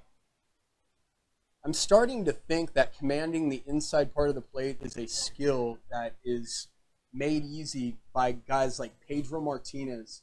Pedro Martinez was like 5'9", 160 nothing, and this dude had the greatest hitters in the world. There's a shot into center field, and I don't want to say it's going to be a hit, and it's not. Flow to center. With this Jammers outfield, everything seems to die. Yeah, that ball died in the heavy air. Now this fella coming up is their shortstop, Minter. He struck out his first time up, and then he was hit by a pitch and got thrown out. And the pitcher to first base to shortstop, the catcher rundown. And that was like everybody on the team got a share of an assist or a putout. You've been watching baseball for a long time, from the point where it's straight numbers to where it's money ball, basically, and they play by probability and statistics. Fouled off to the right side in the dirt. Do you think that the latter, with the statistics and probability being what it is, some of the most successful GMs are Ivy League grads like Theo Epstein? Do you think their style is more successful than, say, a guy that, didn't graduate from Harvard or Yale and doesn't impose super crazy numbers and formulas? I'm an old school guy, but the numbers don't lie. Bill James started a lot of this. And when Bill James, I think he gets more credit than he deserves, because in one of his books he said Ryan Kletzko had a 70% chance of being a Hall of Famer. So, of course, I'm the guy who said, I saw Ken Griffey Jr. as a rookie, and I said, this guy, he can field and he can run, but he can't hit. Was I wrong? That's why I'm not a scout. And that pitch rolls away in the dirt. I saw Ken Griffey Jr. Didn't physically see him, but I was watching on TV. The ball was absolutely positively over the wall. It was 410 feet all day, every day, and twice on Sunday. He climbed the wall. That was the All-Star game, wasn't it? He ran up the wall. No, that was in Anaheim. The play I'm the talking pitch, about. and popped up the right side. Catcher drifting over. Drifting by the stands, and misses it right at the corner of the dugout. Had a hard time getting to it because he was coming up on. He was maybe 1.5 feet from the corner of the dugout and the fence. And good effort, though. Good effort, because a lot of catchers wouldn't have dared get that close, and he went after it. The play I'm referring to was in the Bronx at the old Yankee Stadium, which, by the way, were you ever able to make it out to the old Yankee Stadium? I've never been to New York City. I've been to the old Cleveland Stadium, the Toronto Blue Jays soccer field they played on, the new Pittsburgh Stadium, the new Cleveland Stadium, and that's about it for baseball. So I went to the old Yankee Stadium, and so Griffey's play was there, but I want to share some stories from the 1 and monument. 2, and that's up and in for a ball. 2 and 2. I guess. So I'm have an assignment to cover Sidney Ponson, who at the time is the Baltimore Orioles pitcher who's had 2 DUIs and is about to get traded from the Orioles. My only assignment is to get a quote from him. Whatever it is, just get a quote, right? I stepped into Yankee Stadium, found it hard to even breathe. It was so electric. I have a dear family friend who passed away when I was a young man, who was at the very first Mets game. And he was a diehard Mets fan. And he said that the town went nuts because they had lost the Dodgers and the Giants. And he went to Yankee Stadium. He said, I went for the experience. He said, but I've never been a Yankees fan, so I didn't really enjoy it. And that's a pitch for a full count. Though my goal is, one of my bucket listers is to go to a game at Wrigley, see my beloved Cubs, pay homage to Three Finger Mordecai Brown, Ryan Sandberg, and Harry Carey. I like Harry Carey, the first guy I'd pay homage to. Full count, and that's down and away for a ball. He walks him. So with 1 out, Minter's on first. Let's see if we can get him in the rundown again. So you think if a regular broadcaster these days was as liquored up as Harry was, you think they would see another game? Probably not. No, those days are gone. He'd end up being in a TV show called Brockmire. Right. Yeah, no, those days are gone. You can't. Harry the first time fun. I went into a sports department in a newspaper locally, the editor there was sitting there huffing on a cigar, and it looked like there was a political meeting going on. All the guys standing around his desk shooting the bull about boxing.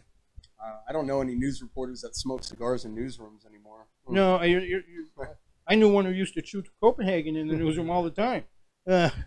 Grew a beard so he could hide it. And there's a chopper through the right side. That's in for a clean base hit. The runner's going to hold it second. And so Kretzler gets a single. That brings up Hendershot again, one of the top prospects. And he's 0 for 2. He's the guy that got robbed by Timko on that catch in right field last time. I wonder why the second baseman was shaded towards second when I don't know. I would have liked my second baseman to have been in a position. It seemed like a routine ground ball unless some sort of shift was being deployed that we don't know. I mean, obviously we're not privy to inside information like they are, but well, he beat where was the if second there was, baseman? If there was a shift, he'd be in the same place he is now. Right. Of course, now there's a runner on second, and they're into the double play setup, and there's a shot fouled off to the right side. First baseman drifts over Nania and watches it bang into the bleachers. I was hoping for a better crowd tonight, but with the weather, it's a miracle we even got a game in. But I got to tell you, I think the city needs to get behind this team. This is a great program. Anthony Barone's, he's turned these guys into champion-level contenders every season he's been here, and I expect the same this year. He's just such a good baseball man. I would really love to see the crowds come in because part of the reason we lost minor league baseball is we weren't drawing flies. Yeah, and there's something to be said about the Pittsburgh Pirates' expectations of Jamestown. I mean, they had a lot of demands behind the scenes that people don't know about. But one thing with the Jammers is this. We had trouble, or they have had trouble getting them host families, which, you know, again, I'd like to see. Which is why the way they handle this league is perfect. They stay in the JCC dorms. Anthony Barone was telling me they live in the dorms right up the hill here. So they live a 2-minute walk from the ballpark. They do. Only because they had some issues with the host families, which, you know, to me is kind of troubling because that's how minor league baseball teams around the country exist. And even though it's not a minor league team, it's the same structure and functions the same way as a minor league team would. Season shorter. Although I think what's interesting, the difference here is in a minor league team, you're handed your team. Here's who we drafted. Here, right. Anthony does the recruiting. So he picks who he wants and then tries to convince them to come here to play. And we're looking at a strike out there. I'm sorry, I got lost in space. I do not think that. And it brings Young up. He flew to right and walked. Anthony Barone wouldn't tell you this, but Anthony Barone is so talented. Jamestown deserves him, but Anthony Barone's talents, his scouting talents, his vision for talent, and his perception of how a winning team is fielded is highly coveted in other places. I'm not saying specific places. I think he will move up. Oh, yeah. And there's a clean shot down the left field line, but foul. It rolled foul. It was snaked out there. It looked like it was going to drop just on the line, but it curved foul by about a foot. I mean, he was on that pitch. He definitely was. And that's one of the adjustments these guys are making here. He was on that pitch with aluminum bat. He probably zings that thing. But he's using wood now, and this is real baseball, guys. If you're just tuning in, Rory Polero, Ryan Hedrick, Justin Gould, Eddie Simcoe from the Team Jock Shop Multimedia Broadcast Center, Russell E. Dietrich Park, bringing you Jammers opening night, and they're down by 1. But Oneata's threatening to score more, Rory. Well, they've got men on first and second, but there's 2 away. And there's a nice pitch. He gets that strike over easily. And he doesn't see. I think part of Moulton's thing too is Moulton was working a lot quicker. Who a pitcher is and what they're about and the mojo they have, so to speak, is defined in the 0-2 pitch selection. Do you come high and in and just give him your best stuff, or do you lay off and give him something soft and hope he grounds out? I think he's going to make him chase. He's going to try to. Runners are going, and that's the ball, and the throw down to third, and they got him. Nice. Beautiful pitch. Nice. And actually, Rory, you nailed it on the head. You've been nailing them all night. I think I'm like 0 for 4. I've taken the collar. You're 3 for 3, my friend. Team Jock Shop Multimedia Broadcast Center, Gould, Polero, Simcoe, and Hedrick back in a moment. Jammers Baseball.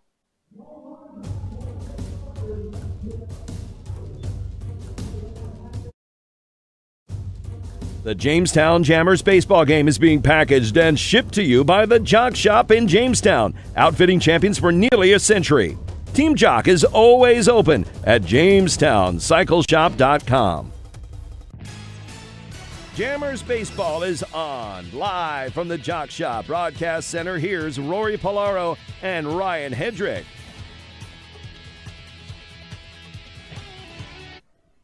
The Jammers have the tying run on first base, Rory, 1-0, and they have been rendered scoreless thus far. Well, this is a big moment for them. Austin Parent drew a walk, and now Mr. Pfeffer, who rounded out into the double play where the shortstop caught the ball and then caught him off the base, is He's up now with a 2-1 count. No outs, runner on first. We're in the bottom of the 5th inning in a very quick-paced game. And Anderson's still in there hurling. He started it, and there's a foul ball chopped off to the right in the air. And so we're at 2-2. Oneata's bullpen is not doing anything. They are just chilling over there down the first base line. And it's telling to me because it tells me that the manager has confidence that the runner on first and the batter really not going to make a lot of noise. Although, if the Jammers get a runner at second and third, that could change. And there's a pitch low and in the dirt. Full count, no outs. Runner on first. This is getting the leadoff here on. This is the best opportunity they've had this game. Because we had until that walk, there were 5 straight retired. Right. They have not done a lot offensively tonight. They have not got the leadoff batter on, which is critical, and they have not drawn a lot of walks, which they do right there. And Rain Pfeffer draws a walk, so that's 2 men on with no outs. And now the manager's going to buy time, and I believe the bullpen will get stirring here. But my prognostication is that the Jammers will eventually wear Oneata down because I think their middle relief is generally a little bit stronger. Well, they're taking a lot of pitches against this kid. They're not. They were hacking nonstop at the beginning of the game, and now they're slowing down and looking at what he's throwing and trying to force him to throw something they like instead of swinging in what he wants. So the manager has the ability on every team to kind of give the pitching coach the sense that he's in control of the pitcher's ultimate fate rests in the hands of the manager. Are you a proponent of the manager making the trips initially? Now, I'm not talking about the ones when he's pulling the pitcher. No, I like the pitching coach to come in because the pitching coach works directly with the kid every day. He knows what he can throw and when. The manager knows, but not like the pitching coach does. When the manager will ask a pitching coach, what's he doing wrong? Well, he's dropping his elbow. He's opening up in the front, things like that. And there's a punt. Nice punt. And that's back to the mound, and they're going to get him at first, barely. Just barely. Oh, wow. But Max Silverman gets the sack. You know, I have a huge problem with that call. First of all, it was close. High, and I'm not even sure his foot was on the base. It was too close, and I'm from the old school, tie goes to the runner. I'm from the new school where we watched 35 replays of the same thing in the NBA Finals last night. Unbelievable. Now, Chris Rubottom's up. He was safe on the fielder's choice back in the third and stole second. There's men on second and third. There's 1 out, and this is the Jammers' opportunity. If they're going to turn the game around, this could be here. Because if they don't, it's huge. Yeah, if they don't get a run out of this situation, they may never get a run tonight. And there's a strike. It looked a little high, but it was on the upper right corner, it looked like, and it was a good pitch. Nice fastball. This is a true test of Oneata to maintain composure during a very tense situation. Runners second and third.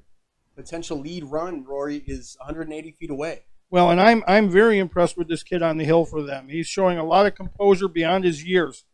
And he's just pitching. It's his game. Yeah, he's painting the corners with confidence. He's pitching. He's throwing his pitches with impunity. And he's, quite frankly, on the same page with the catcher. And he has been. Yeah, he's not afraid to throw what he wants to throw, where he wants to throw it. And the thing is, he's hitting his spots. And here comes the pitch, fouled off. He had a good cut at that. He had a good cut, but he was a little late because that kid's still bringing some pretty good heat. Yeah, he's throwing high gas, too. And it's hard for Jamestown batters to get the bat around. And his fastball is still lively to the point where it's got a little bit of movement up in the strike zone. So even their best attempts to come around on it, they're just fouling the pitch back. That's it. They're either going to foul it off, or even if they nail it good, they're going to probably hit a fly ball or a pop-up because it's a high pitch. They can't really get under it and thrust it like they would. And there's the pitch, and that's smacked a bouncer to second.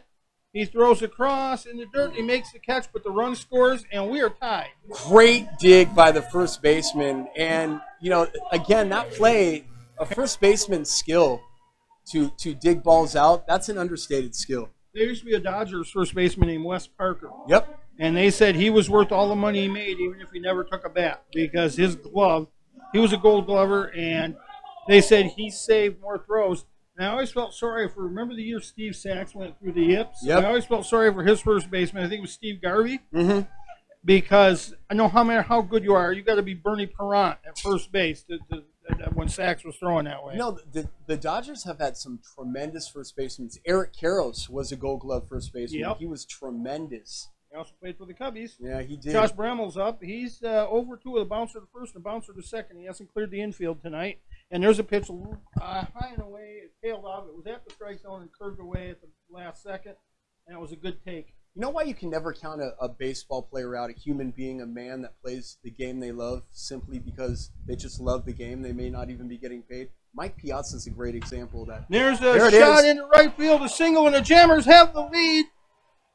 Big hit by Josh Brammel. And that brings Pfeffer across to score. Nice. So, and with 2 outs, no less.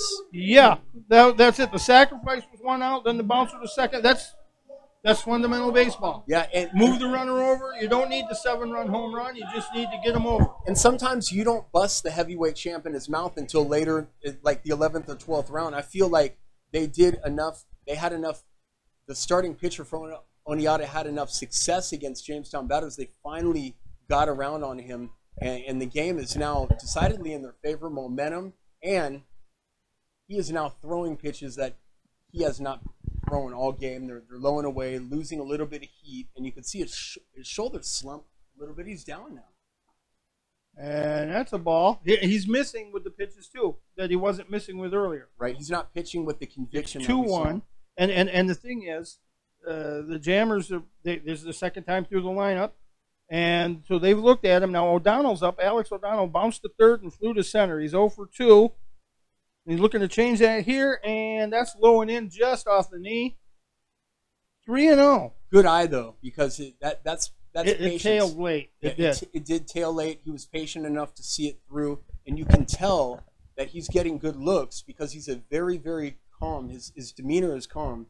He's poised in the batter's box. He looks very relaxed, very smooth. And he takes on the inside, and that's the 3rd walk of the inning. That's the 3rd walk of the inning for our pitcher. And he's struggling now. Now they have a righty throwing in the bullpen, and because I haven't eaten enough carrots in my lifetime, I can't see it down there, the number. Now this will be interesting. Jeff Timko, the guy who made the catch in right, has been up twice and flown to right both times. So it'd be interesting to see if they put any kind of a shift on with the center fielder. Second baseman's playing over a little bit. Well, now the demeanor of the infield changes, right? I mean, you start positioning guys different. Even though there's 2 outs, there's some things that you just don't want to give up. Yeah, you big hack and a miss. You don't want to give up anything down the line. But you don't want to give up anything down the first or third line, and you don't want to give up something in a rocket between first and second. But there is a Texas-sized gap in right center that if he hit that, he may be able to score himself if it rolled all the way to the wall. Well, there's a big gap there, and he hits the right field mostly, it seems like. At least he did the last 2 times, and that's a ball. It's 1-1. He had a nice hack on that first one. He just missed it. I got the businesses that are partnering with the Jammers this year, we have to great kudos, tremendous support the Jammers receiving from the community. That's a good thing, a very good thing. These guys work very, very hard to hone a craft in a game that they've been playing since they were tiny kids. And that's fouled off back to the right, but no souvenir for us.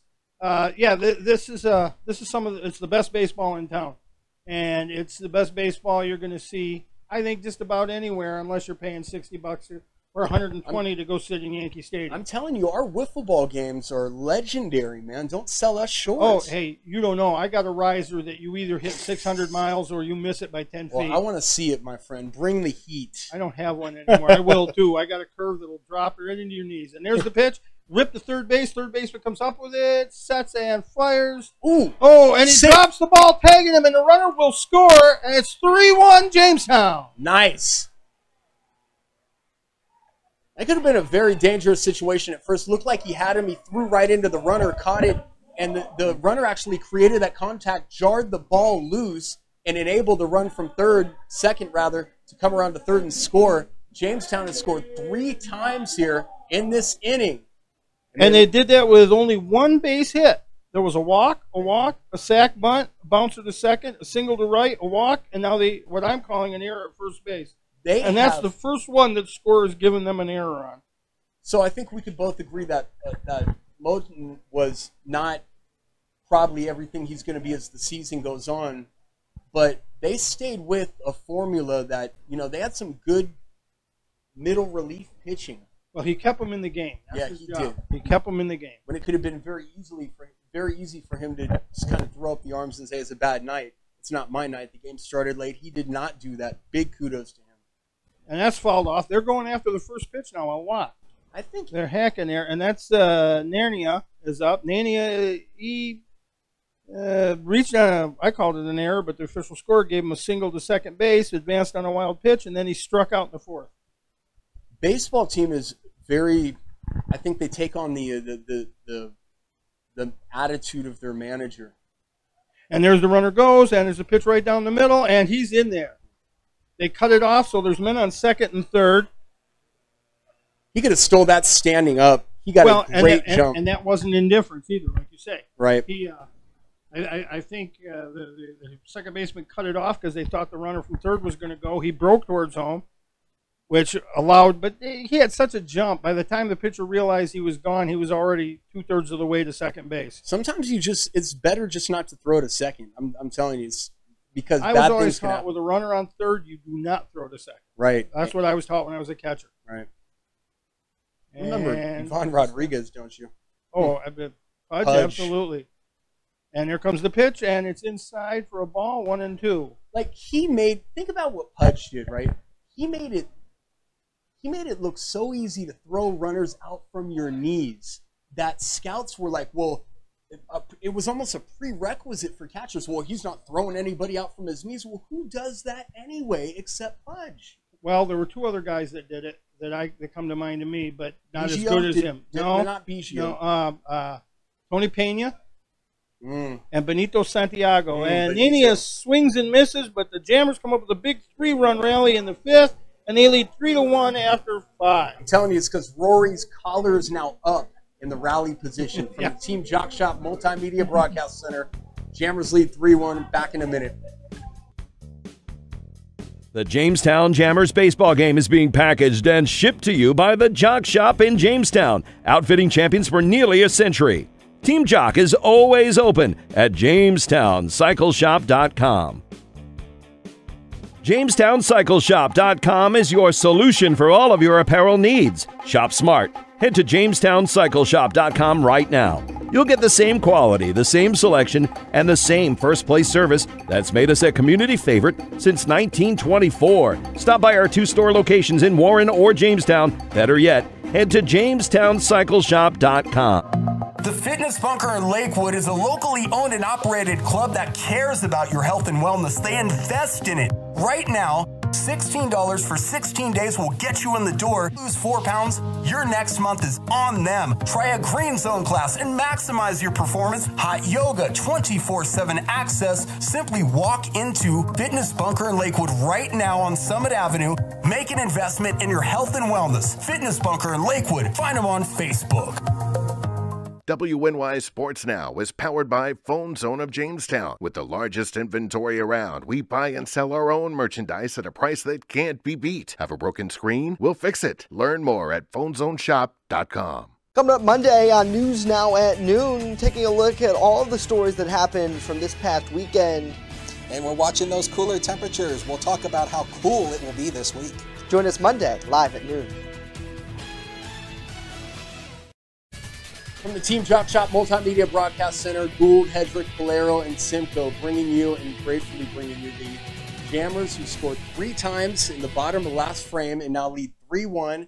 And we'll see if their pitching could hold up because, quite frankly, the starting pitching was a little rocky. They weathered that storm, literally and figuratively weathered the storm. And now the Jammers are holding what seems to be a comfortable 2-run lead. And I say comfortable because with the pitcher on the mound, he's throwing gas. He's a strikeout pitcher, a power pitcher, and right now commanding the inner half of the plate, check swing, and that's a called strike, the count even at 1-1. So the Jammers begin another journey, folks, another journey that culminated in just them coming up a game short last year against the same Oneonta team. And for the Jammers, it's a very real and very a very good opportunity, I would say, to recapture some of the fans that maybe forgot and get some new ones. And I think this community is really behind the Jam. In fact, I know they are. Well, I know that the Armory's up, and I know that the atmosphere last year here at the end of the season was like nothing I've ever experienced in this stadium. Right. I mean, and you're not exaggerating. I can attest to that. I really can. Wholeheartedly attest. It's, you know, it was fun to be here. I came to games as a fan, and I don't do that much because we work a lot. So yeah, when I'm off, I just want to be off. But I came to games, several games, as a fan. The 3-1 is taken high and away, and it's outside, and Armory walks. So he's on first with no outs, and that will bring up Cabrera. Cabrera was hit by a pitch and popped to short. So that was not a good sequence, and the reason being is because there was just never an attempt to even get ahead of the batter. No, he was backing away. He was pitching defensively. Yeah. When you start aim, we talked about this a couple innings ago. When you start aiming the ball, you're in trouble. Yep. It's like they teach you in golf to putt through the hole, and in baseball they teach you to not aim, spot your pitches on your raw ability. Don't push the ball to where it goes. And there's a shot out in the right field, but Timko is going to grab it. Ooh. Nice catch.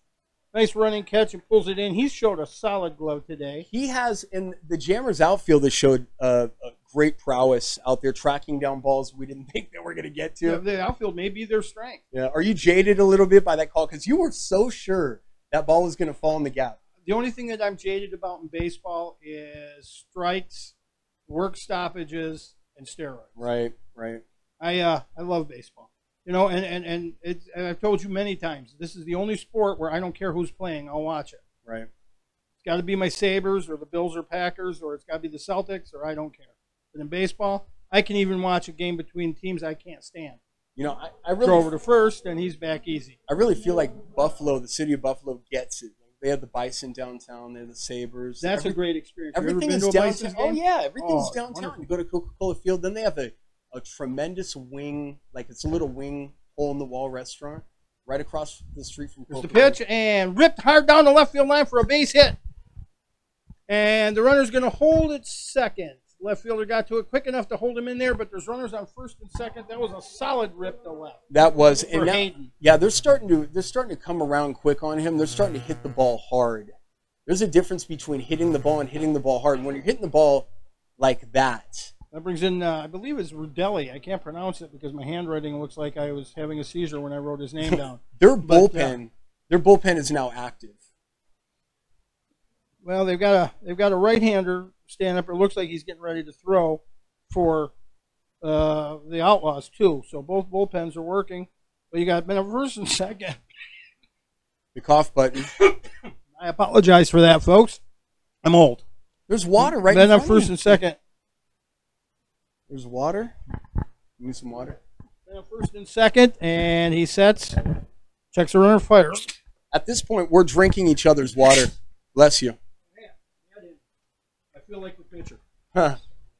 0-1, and right now it is critical. It is absolutely critical to get this out. If there was ever, you have to get this out. You don't want to load the bases, and you don't want to give up a single that drives in a run. I'd like a 5-4-3 double play to end the inning. Yeah, I'd take a double play. I'll order a double play. And there's the pitch, and called strike, fastball on the inside plate, and that was a beautiful pitch. I wish they had a speed gun up there. I don't know if you could call the Team Jock Shop and order a double play, but you can order apparel, local apparel like the hat I am wearing. I love this hat. It is so comfy. It has my son's initials on the right side, and I am decked out in Jammers gear. Go to JamestownCycleShop.com right now to see what I'm talking about. Here comes the pitch, and it's away. A nice stop by the catcher, and it's a ball. I bought a pair of gym shoes down there about 3-4 years ago, and I wore those things rain, snow, swamps, fishing, and hunting, and I wore them like moccasins. One thing, and they lasted me for 3.5 years. And we talked to Gary. I was very impressed. I heard his story, and sometimes when you hear a business owner's story, it transcends what you thought about the actual retail shopper, the aesthetics of it, or the outsider, the design, whatever. The Team Jock Shop and the Jamestown Cycle Shop, they're about community. They've been in this community since 1924. Try running a business and even making it out of the first year, let alone the first nearly 100 years. That's hard. Sure. And there's a pitch in the swing, and he strikes him out. So there's 2 down with a minute first and second. And that's a big strikeout. And that brings up Orndorff. Now Orndorff stole a base, bounced to second, and flew to center. I bought a pair of shorts from Team Jock Shop, and I put them on, and my vertical inch, my vertical inch improved by like 5 inches. So you're going to be going NBA next year? I'm going NBA, man. I'm maybe. I start off in the D League. My vertical is actually like 36 if I'm standing on a chair. What, 3.6 or 36? It's 36 if you include the chair. And there's a pitch, and it's ripped foul to first base. See, he just got enough of that to push it to the right side, and Orndorff, we just off on that pitch. I like that pitch selection. Down and away, a hard sinking slider, sunk at the last minute, and if he can throw that same pitch or thereabouts, he's going to get him to ground out to second to end this inning because they need an out. Late movement's the key on that pitch. It looks like it's a fastball when it's coming at you, or even a curve, but then it just dips out of the way, and you look silly. And he won't look silly there as he bounces it to second base. Second baseman knocks it down, throws it across, and they get out of a big jam.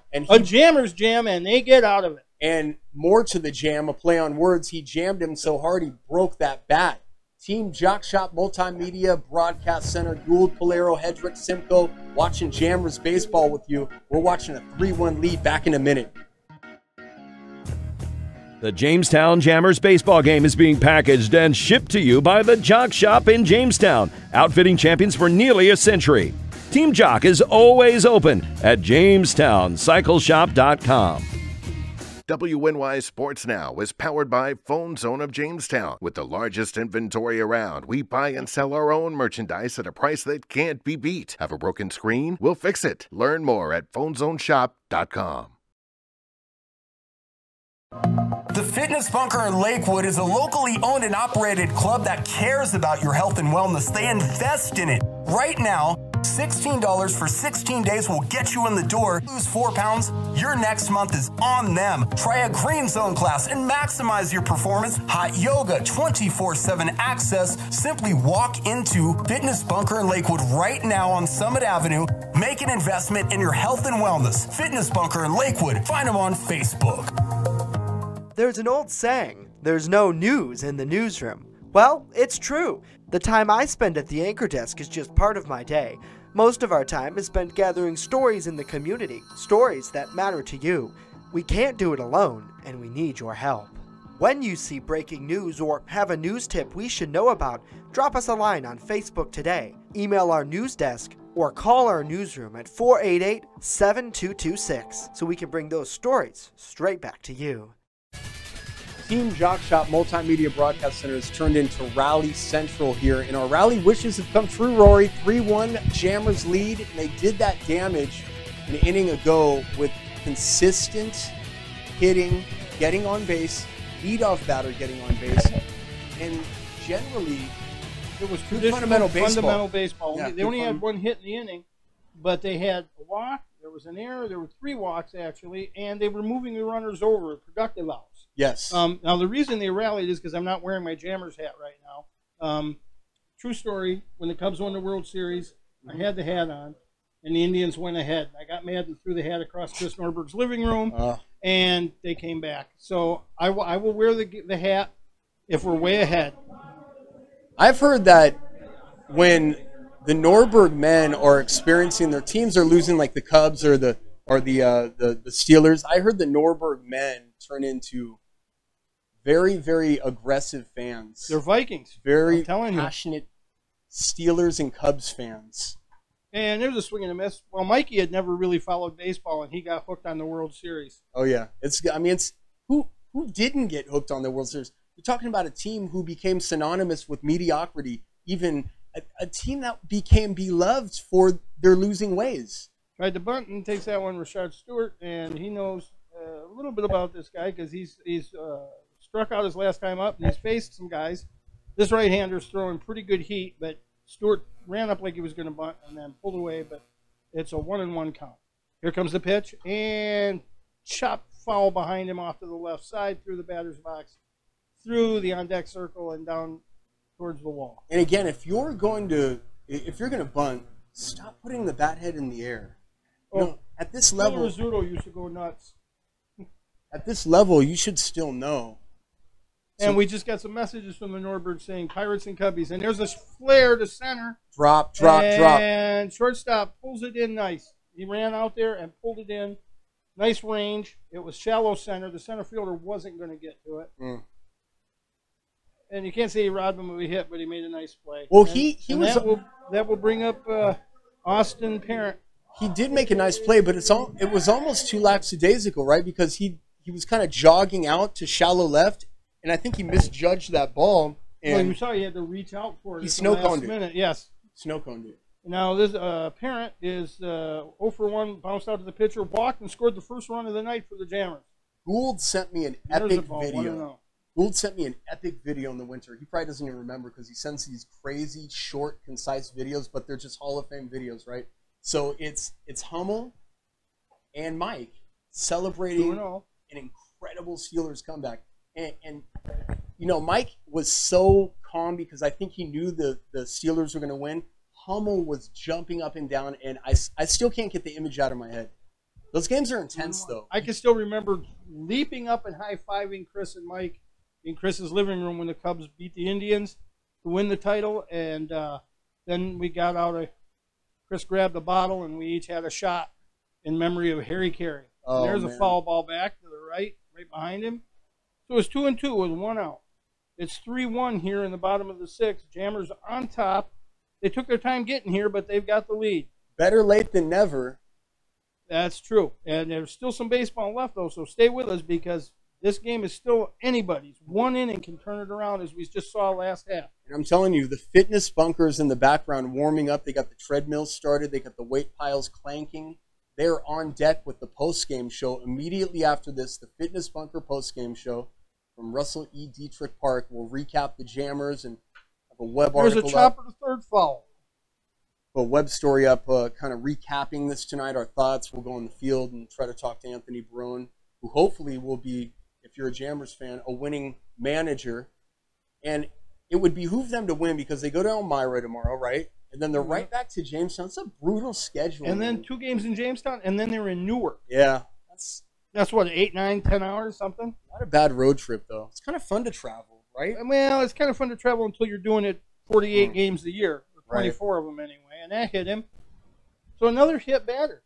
You know, I talked to Anthony before the game. We had a long conversation about a multitude of things, and one of the things I asked him was, give me a sense of how dedicated your guys are, like, because we hear that they don't get paid, and we're almost numb to that. Even though it's admirable, I'm not saying that. We're numb to that because we hear that a lot at this level. They don't get paid. But he looked at me with passion in his eyes and a conviction I haven't seen from him in a while. And I've known him for several years. And he said, these guys love the game. They love the game. They do anything for the game. They live, breathe, and eat the game, literally and figuratively speaking. They wake up, and they think about baseball, and they go to bed thinking about the game. Called a strike. It looked a little outside and high to me, but I'll take it. That's Rain Pfeiffer. He's bounced to short, and he walked and scored in that big inning for the. And Nice. There's a shot into left field. Left fielder chasing it. It's up over his head, and he has to reach up and pull it in. Didn't have to climb the ladder. Just used his arm. Did a skyhook catch, and that's a fly ball to left, and that's an out. There's 2 outs with a runner on first. Max Silverman's coming up. He was hit by a pitch, and he sacrificed bunted his last time up. I don't know about you, but I'm looking at those light stands that are, towering over, from left to right. And I can't imagine trying to pick a ball up in the lights. It's probably worth engaging it from the sun because those lights, you stare at them 5-10 seconds and you can't even see. I wonder how the outfielders deal with that, the infielders deal with that. So I Said about- only played under the lights once, and that was in a softball tournament out in Topeka, Kansas, Washburn University. And I was playing first base, and there's a pop-up off to the left side, and he's still alive.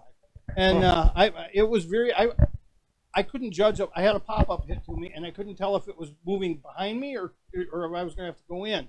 And I just stood there yelling, can't see, can't see, can't see. And our shortstop raced all the way over from short to first base to make the catch. And, of course, then I found out that he had been a AAA prospect with the Toronto Blue Jays till he blew out his knee. And still with a blown out knee, he made that catch. And you have a hard time picking it up. I think what's nice about this stadium, and that's a ball, gets away, and we're going to have a runner at second, and he's in there on the pitch. He almost crawled the second. I thought he was going to get him for a second there to the pitch. I think that he thought the count was different than it was, right? If you think the count is 2 or 3 and 1 and it's a ball, because that was a ball, right? Yeah, you know it's going to be a pitcher's count. If in some instances, other instances, it's the batter's count, and that changes your approach to how you're going to take second. And there's a pitch and low. Kind of like J.R. Smith, right? I was doing the sports update today, and J.R. Smith's like, yeah, I knew the game was tied. Well, why didn't you shoot the ball to end the tie? Because you go to overtime and the Warriors win the game. Because it is what it is. Right. Said? It is what it is. All right, here he is. He sets. He checks the runner at second and fires the right-hander, fires high and away, and we're up to a 3-1 count with 2 outs. So true story here. Rory and I meet each other for the first time last year. Awesome time. It was a night I'll never forget because we stayed up all night writing news, talking about the philosophies of life in news and sports. It was a Tim Hortons night, right? We had like till 4 in the morning. Yep. But Rory's like, I used to live in Topeka, and I'm like, I did too. Like where? Like he walks him. He didn't even challenge him on that one. And he said he went to Washburn University, and I said, Fighting Ichabod. Yeah, the Ichabods, and not many people know that either. Not many people know that in Topeka. Right. And talk about a community disengaged from their university. But Washburn has grown leaps and bounds. But the news editor at the radio station I used to work at, he went to Washburn, and they pump out some pretty good. Brummel's up. He's 1 for 3 with a run-scoring single in the 5th. He's got a run scored and a run batted in. They're pumping out some good athletes these days. Washburn has come up. When I was there in 1982, there was a strike. Their head coach, their athletic director, found out he had been fired when the Topeka paper called him and asked him of his reaction to being fired. Right, Topeka Capital Journal. Yep, that's how he found out. Mm-hmm. Okay, so it's 0-1, 2 outs, runners on first and second, 3-1 Jammers, and punches that one foul. That's the closest one to come to us, and it was still 40 feet away. So damn it. I wanted that. The biggest running joke in Midwest law enforcement is this. Topeka police, right, had a helicopter, and they crashed it, and nobody died, thank God, but they crashed it 6 times. I'm not lying. They crashed it 6 times, right? And the last time they crashed it, they were taking off at Washburn University, and their propeller caught a light stand and took not only the light stand, but several cars with it. I wish I'd have been there for that. How do you crash a police helicopter? Aren't these guys trained? Well, an audit found out that they weren't all trained. And so it was just, hey, Al, it's your turn to fly the bird. Hey, I don't want to go to South Topeka Boulevard, so why don't you just take the copter? I don't have a license. I don't care. 1 and 2. Yeah, it's a different world out there. Not like taking mom's car for a spin. Oh, and that was close. Too close to take, but he does, and it goes to 2 and 2. He showed really, really good patience. Good eye on that one. I'd have been hacking. Of course, these guys pitch so fast, it would be like it sounded like it was inside. Right. If you knew the intensity with which Justin gets to news stories, he probably... There's the pitch. Oh, he hit him. It's a bruise fest. He probably breaks every speed law known to man. But he's never killed me yet. Not yet. But I say that because there was a Topeka police officer that tried to take a basketball coach up in one of the helicopter rides. True story. The basketball coach looked at him and said, no way. Not going to happen. What makes me think that you guys have crashed 5 helicopters? And this is Josh Brummel. I gave you the wrong one there. That was the wrong batter because I'm reading my writing. Because I'm telling next broadcast. Yes. Yes. Yeah, birds just flying everywhere. Here we go. 0-0, 2 outs. Bases loaded for the Jammers, and this is a jam. For the pitcher. Strike on the outside corner, right about the knees. And Brummel's a big, solid-built kid. He looks like he could play tight end or linebacker. Yeah, he is imposing for sure. He's a stocky. He's got good speed though. He's got good speed for his size. He's a good athlete. There he sets and fires and popped away foul up over our heads. I'm waiting to hear it hit my truck. They play that broken glass sound effect, and I think was at my windshield. You know, I really do appreciate the sponsors, and we'd love to do more of these games. We just need the ability to do it, and that costs money. We need some sponsors so that we can keep doing this, because this is a bucket list happy moment for me, and we're hoping you're enjoying it. We're having fun, and how can you not? It's Jammers baseball. You know, and I want to chime in for a minute, because as the guy that negotiates these deals, we need partners.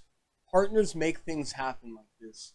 So you're right. So if you're watching and you like what you see, and you know somebody who's got a business, let them know you liked what you saw. Let them know you saw it. Let them know that you didn't have to drive out here and sit in the rain for 2 hours waiting for the game. You're in the comfort of your living room, and you're watching this on your phone or on your computer, and we're just thrilled to bring it to you. Let them know that Tim from Gifts Decor and More said he had a record Wednesday in sales a couple of weeks ago, guys. That makes my heart melt.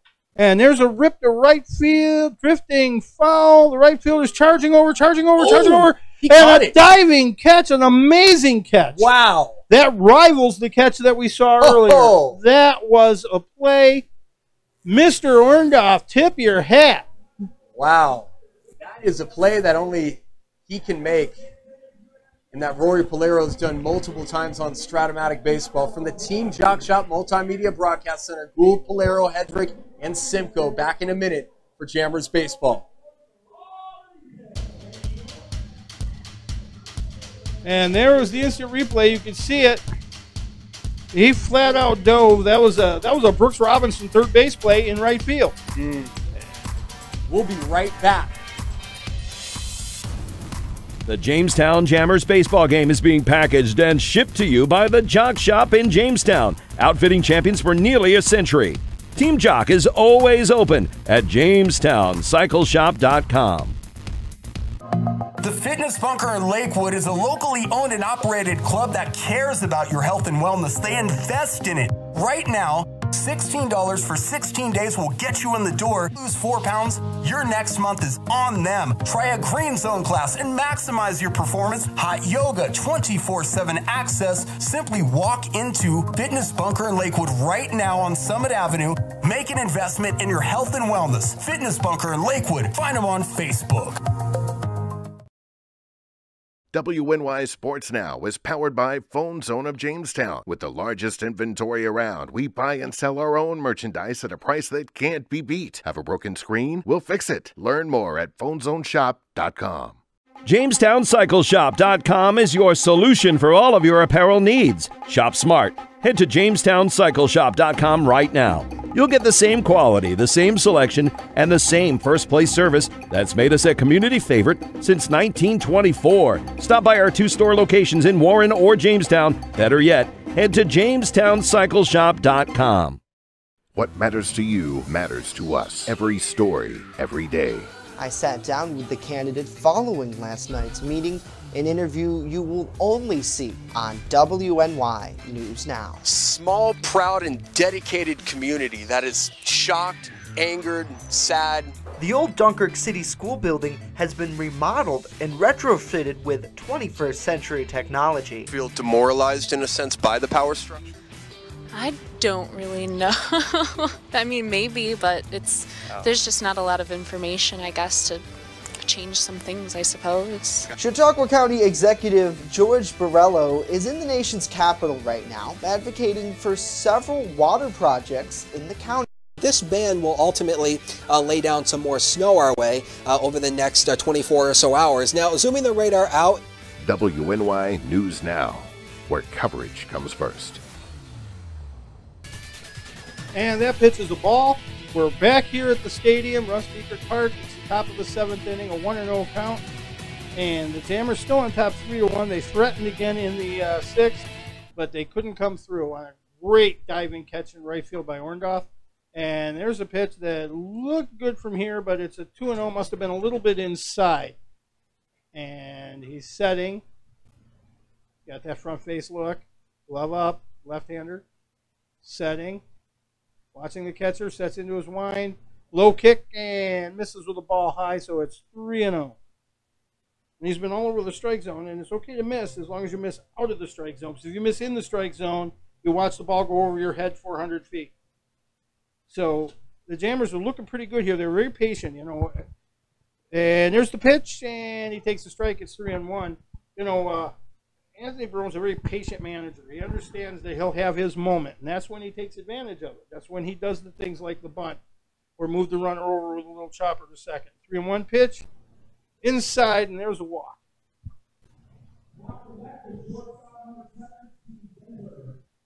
And Orndorff walks, and Minter's up. Minter struck out, walked, got hit by a pitch in the third, and got caught in a rundown, 1-3-6-2 if you're scoring at home.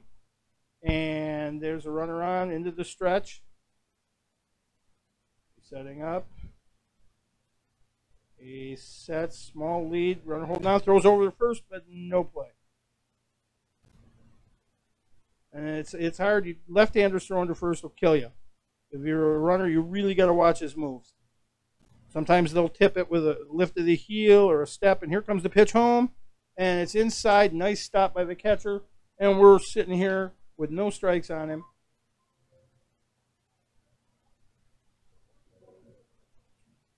We're looking at a 1-0 count on Minter. And Minter, he's shown a lot of patience at the plate. He really has tonight. And he chops that one foul. So welcome to 1-1. No outs, 7th inning. And you know, one of the things I love about coming to this park is all the memories I had here. My dad used to take care of this place when JCC owned it. They get permission to metal detect in it back in the day. And there's a pitch, and it's a rip into center field, and that's going to be a base hit, and we got runners on first and second. Center fielder made a good move to get to the ball. He just couldn't get there quick enough to catch it. It dropped in about 4 feet in front of him. And Tom Kretzler, the designated hitter, is up. He flew to right, flew to left, and singled to right. So 1 for 3 on the night. And 1 for 3 is a good night. If you went 1 for 3 every night, you'd be a 333 hitter, and you'd be in the Hall of Fame. Or in this case, they'd be in the majors or the minors, working their way up to the majors. You know, there's been 1 run, 5 hits, and 1 error for the Outlaws. The Jammers have 3 runs on only 3 hits and made 2 errors. So it's still a close game, especially now with 2 men on and no outs. The Outlaws are threatening. And the pitch, high, and it's a ball. 1-0 the count. A little bit of struggling going on here. There's not a huge crowd, but we'd like to correct that. We'd like to get you guys down here, get you fans down here. Reasonably priced, it really is. $5 for general admission. There's a ball away, $7 for box. And the concessions are not what you would think. The concessions are not the kind of concessions where you go to a Pirates game and you pay $8 for a beer. There's a mound conference now. Catcher was going to come out and was told not to, and they're chatting. And he's telling them, look, throw strikes. Throw strikes. That's what you do. You're a good pitcher. Throw those strikes and make it happen. Keep your composure. He gives him a little pat on the butt for good luck and trots back off the field. And like all true baseball men, he doesn't touch the foul line when he comes off the bag. Bad luck.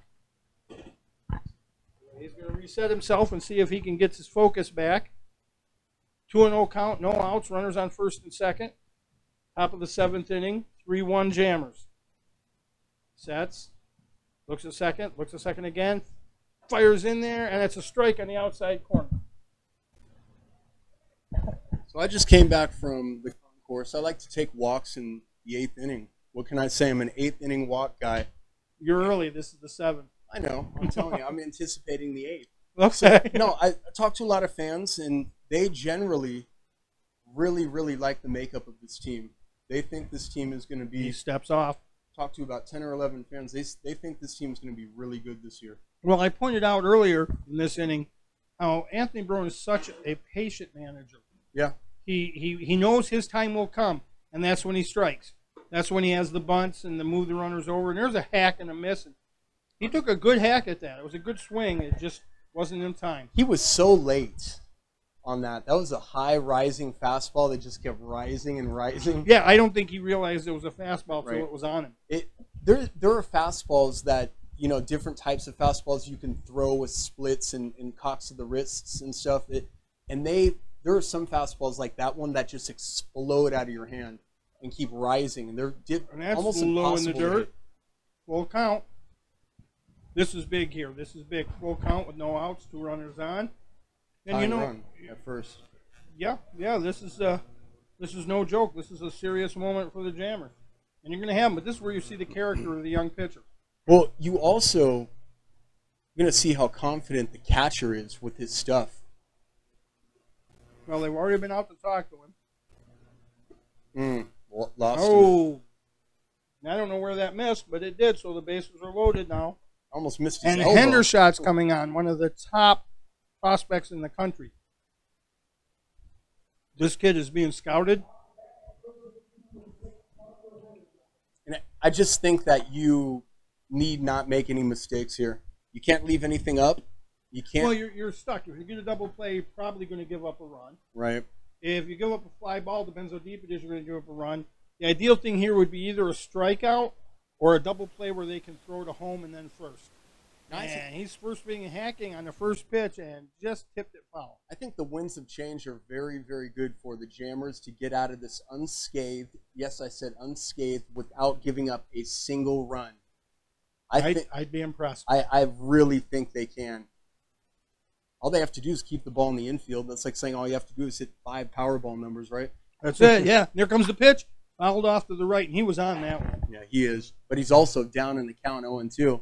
So now the pitcher has the autonomy to throw pretty much anything he wants. He can waste a pitch. He has to shorten his swing and protect the plate now. Right.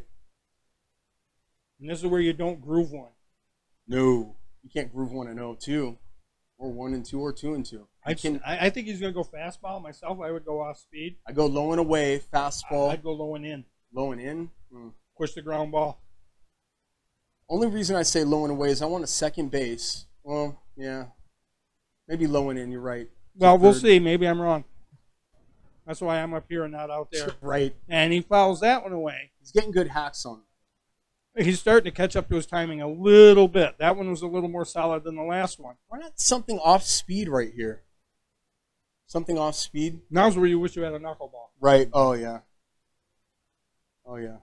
Not like Phil Necro or Tim Wakefield. Or Hoyt Wilhelm. I'm going back to the 60s. Oh, yeah. And that's fouled off, too. And he was almost on that one. And he took something off that pitch, and that crossed him up. You know, and to sit back and appreciate baseball from afar like we are here and talking about it and sharing our experiences and our hopes and our ideologies, I guess, for lack of a better term, with the fans about our baseball passion, you know, it really says that these guys, the ones that live this out every day, try playing it. We talk about it and we love it. Try playing it every day and living it, getting on buses. Oh, Ooh. and it hits the runner. Wow. If that was foul, he's shaking out. If it was foul when it hit him, he's not out. But if he was fair, that was a shot. He'd have been out. But he seems to be all right. He's walking it off. Oh, he's breaking the cardinal rule of baseball. He touched it. What, he touched the injury? You try getting hit by that line drive. No, you don't touch it. You don't touch it. But that was a clean shot. The batter is Hendershot is picking up this guy's timing now. You're right. And I see disaster looming. I don't think he's hitting the ball hard against him, though. I disagree. There's the ball. It's not like he's fouling it down the right and left field lines. It's not like he's hooking it 385 down the line. It's not a smash, but he's just missing. So your point is that he's getting around on it, which makes you confident that he can ultimately do something more significant, right? Well, yeah. My thing is, if you look at the swings throughout the course of this at bat, he's making better contact. His timing is improved on this guy's pitching, and this guy's not going after him apparently, right? Because I don't know. It just seems like he had him 0-2 and could have done whatever he wanted. Oh, nice curveball! And there's a nice curve on the outside. It just tailed away. And goodbye. What a good night, and go home. He set him up for that. He threw him 3 fastballs up and in. And then tailed away with the outside curve, like a backdoor slider. And baffled him. Oh, yeah, he had no clue. No. He just stood there in the bat, said, come on, and he said, I can't. It's almost like that pitch where you're like, oh, no. And that brings Young up. He threw the right walk and struck out. And he struck out on the play where they fired the ball to third for the out. And that's popped up. First baseman Nanny arranging over towards the fence, and this goes into the bleachers. You can hear that big aluminum ting, which is probably bringing back a lot of memories to these guys because in college ball and high school ball, they use aluminum and graphite and don't get a Rory on the sausage wrapped in foil tape. I don't know. You know, the aluminum bat though does not, and I don't think he gives smart baseball players the perception that they can actually hit or do the same damage they can with a wood bat. I think all smart baseball players know, don't they? Oh, big fan. Well, but a lot of these kids have never touched a wooden bat until this year, this Right. level. Well, some have, some prepared. We think. And there was a strike to Young, and My concern about aluminum bats is more a safety issue. Yeah, it's a safety issue because the ball must come a lot harder off the. Oh, I would hate to pitch Right. to aluminum bats because it comes back off of there twice the speed it came in. Right. Luckily, I can only throw about 60 anymore. So, and there's a strike, and that's goodbye and good night. I'm telling you, he's And going to that's get out of two. this inning unscathed. And that brings up Armory, who has singled and walked and scored a run. So unspoken was Rory said that he was going to buy pizzas for the office on Monday if they got out of this unscathed. Rory, you're on the line for 2 pepperoni and sausage, buddy. Well, it's going to have pineapple on it too. Then I'm from that school. Here Gould comes the is pitch, like, yes. Bring it on. and that's outside for a ball. 1-0 to Young, the second baseman. And we're going to look and see the lead runner at third base. The tying run at second, the go-ahead run at first. This is just a masterful job. If they get out of a bases loaded jam with nobody out, And there's a shot to right field. The right fielder's tailing back, and does it. bada bing, bada boom, baby. You want to talk poise? 2 strikeouts with the bases loaded, no outs. And we're getting ready for the big old 7th inning stretch. So go get your hot dog, your beer, whatever you're having, the popcorn. The nachos are awesome. But hold your phone in your hand because that's where this game is coming from.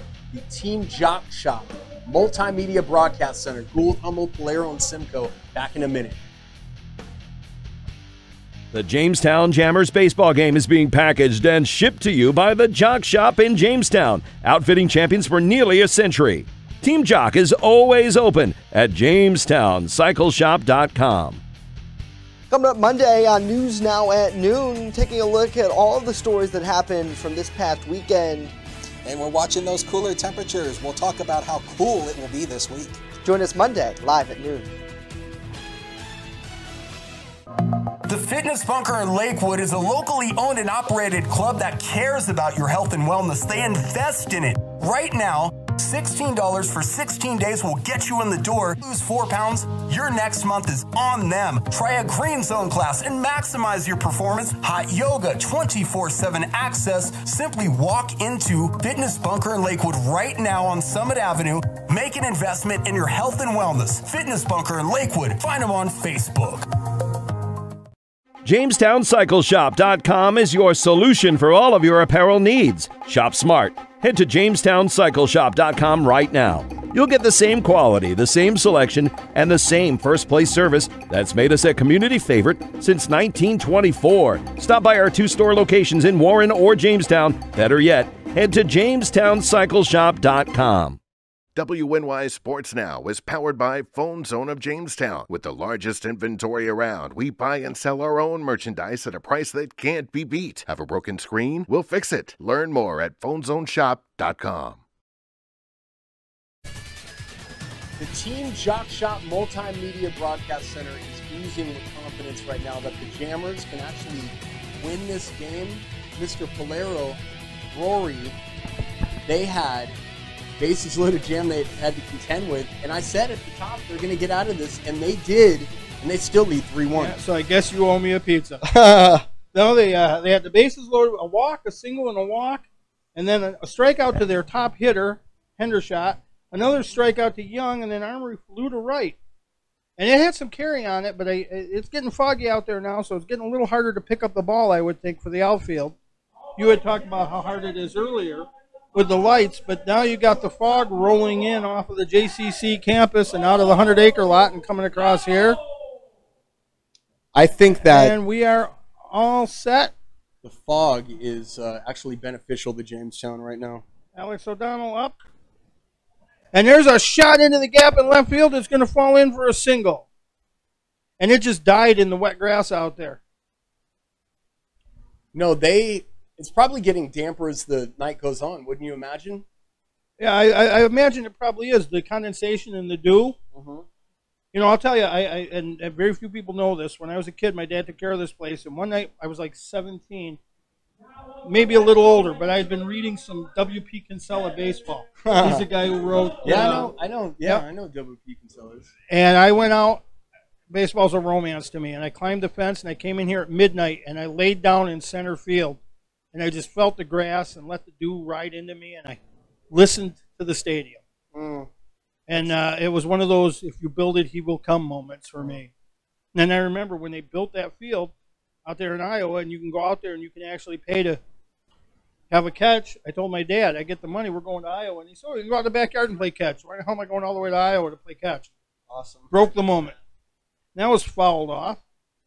I also think that your experiences with baseball are very similar, Rory, to a lot of people that at times, you know, baseball has been widely credited, going back to World War II, you know, when the men went away to war and came back, the women actually played baseball. Oh, yeah, league of their own. Yeah, and there's one deep into center field, and he's coming on and calling it, and the center fielder takes it as an out. He got good contact on that, but it wasn't enough.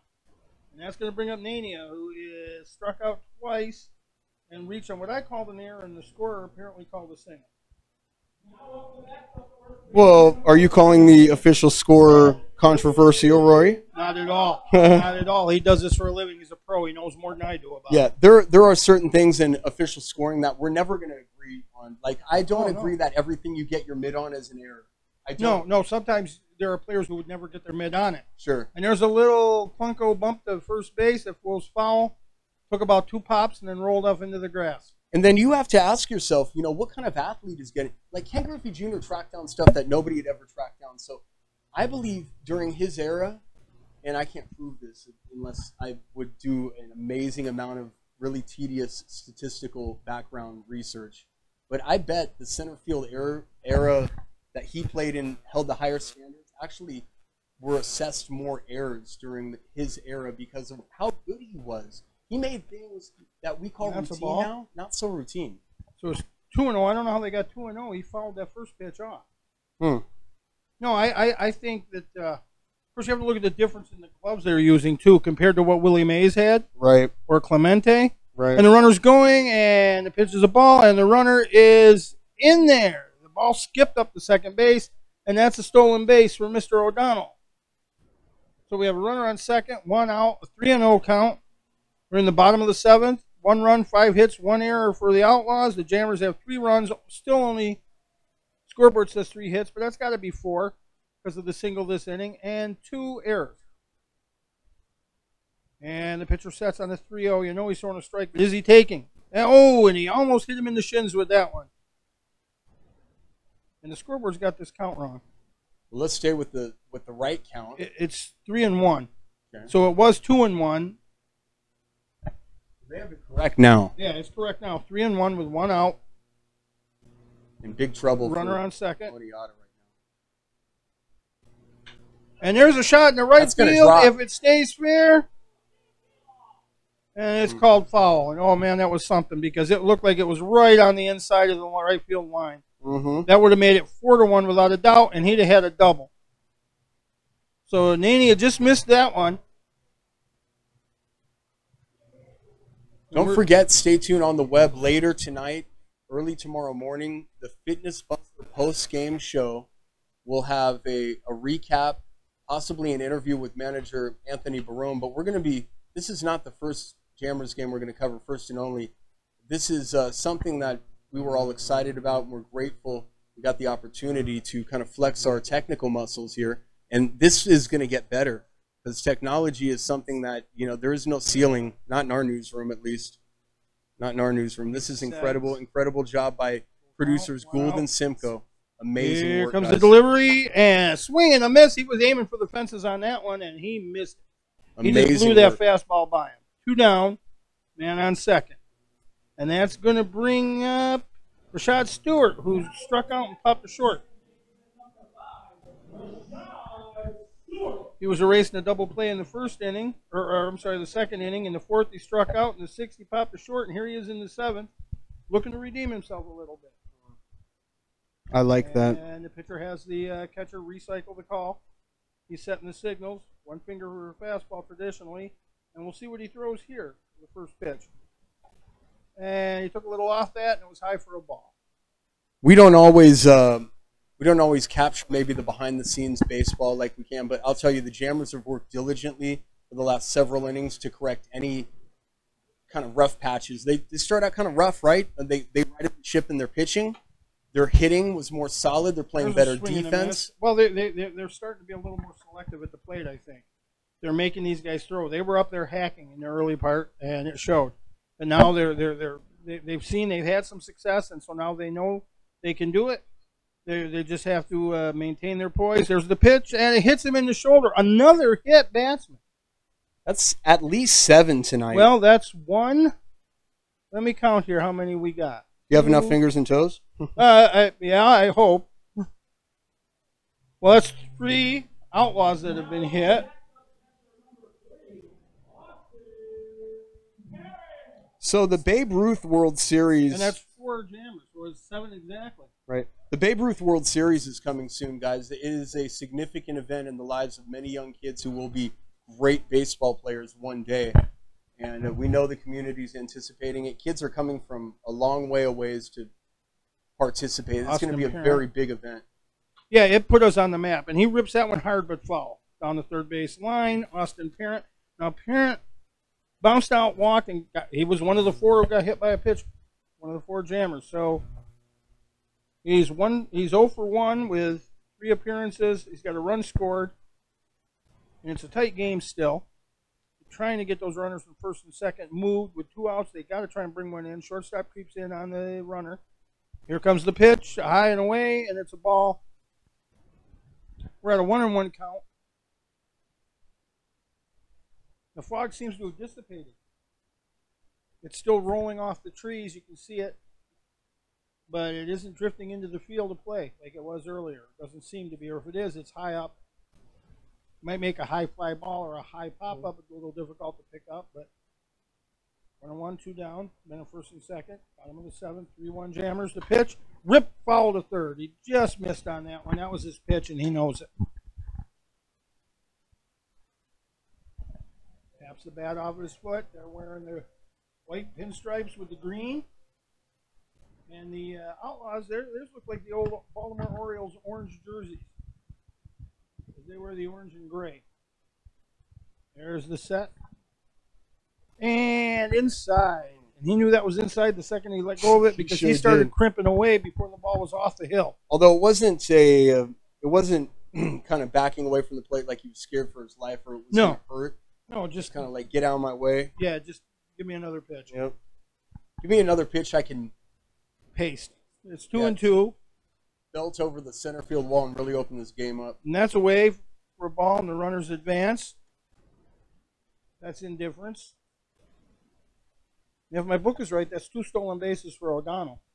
This is the part of baseball where people kind of think is drawn out, and this is really when you need to know the game. And I think a lot of it's our responsibility. And he walks him. And that'll bring up Rain Pfeiffer, who bounced to short, walked and scored, and flew to left.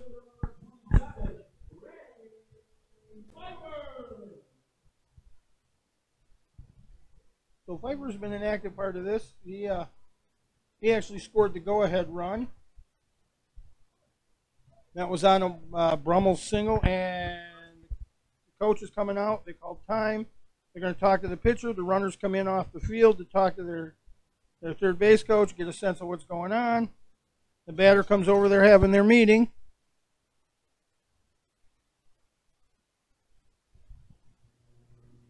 And the pitching coach doesn't look real thrilled. But they're bucking up the pitcher. They're telling him, you can do this, hang in there.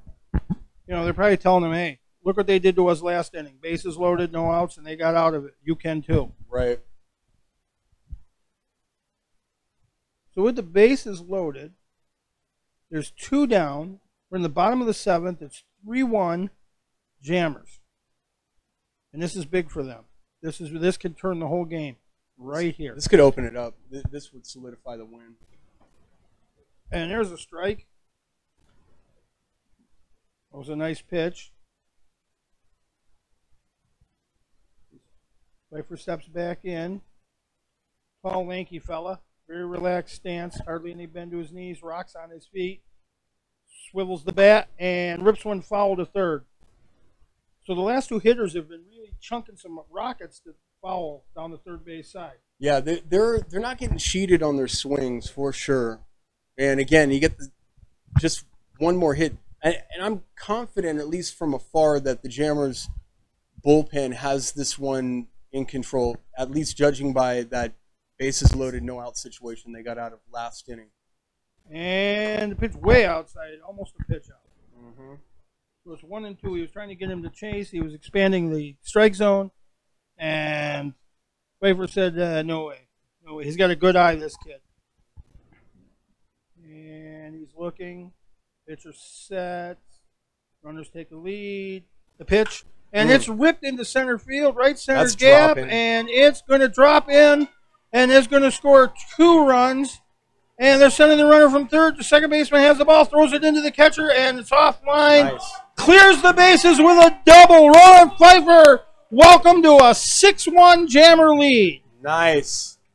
Unbelievable. And he placed that one. He went with the pitch. He did not swing it garbage. He waited for his pitch. He drove it to deep right center, parting of the Red Sea there with the outfielders, plating 3 runs. And Rory, this game has busted wide open. And I think they're still feeling and feeding off the momentum of getting out of a bases-loaded jam last inning with nobody out. And the catcher is coming up, and that was just a shot. And you can see it's between the fielders. It was deep. If it weren't for the center fielder, that would have gone to the wall, although the grass did slow it once it landed. The throw would have been in time, I think, but it was off the line just a little bit. Pulled the catcher off to the first base side. So it's 6-1 in the bottom of the 7th. And this is so reminiscent of last year's Jammers team. They were a late inning team, late game all the time. And I don't see anyone throwing in the outlaw bullpen. Wasn't that the mark of a resilient baseball team, though? You figure out things as you go along. Good baseball teams don't always start off good. You don't always start off trails ablazing in the first, second, and third innings. Sometimes you have to figure stuff out. And that's exactly why not everybody can watch baseball. Because some people, quite frankly, just don't get it. They don't have the patience for it. Well, I used to, when I was dating my ex-wife, we'd come here and I would be telling her things like, look at the third baseman moving in. And literally, we were into a 6th inning of a Jammers game, and it was a no-hitter. It was a no-hitter in the 6th inning, and she wanted to leave because nothing was happening. New pitcher is 27. Okay, coming in, I don't have their roster. We weren't provided with one. All I got was a lineup. Pull it up on the... Yeah, if you could look on their website. Yep. That was a big hit. That might make him our player of the game, Pfeiffer, with that. Because he's got a run scored, a double, 3 runs batted in 3 at-bats. Still efforting the 27.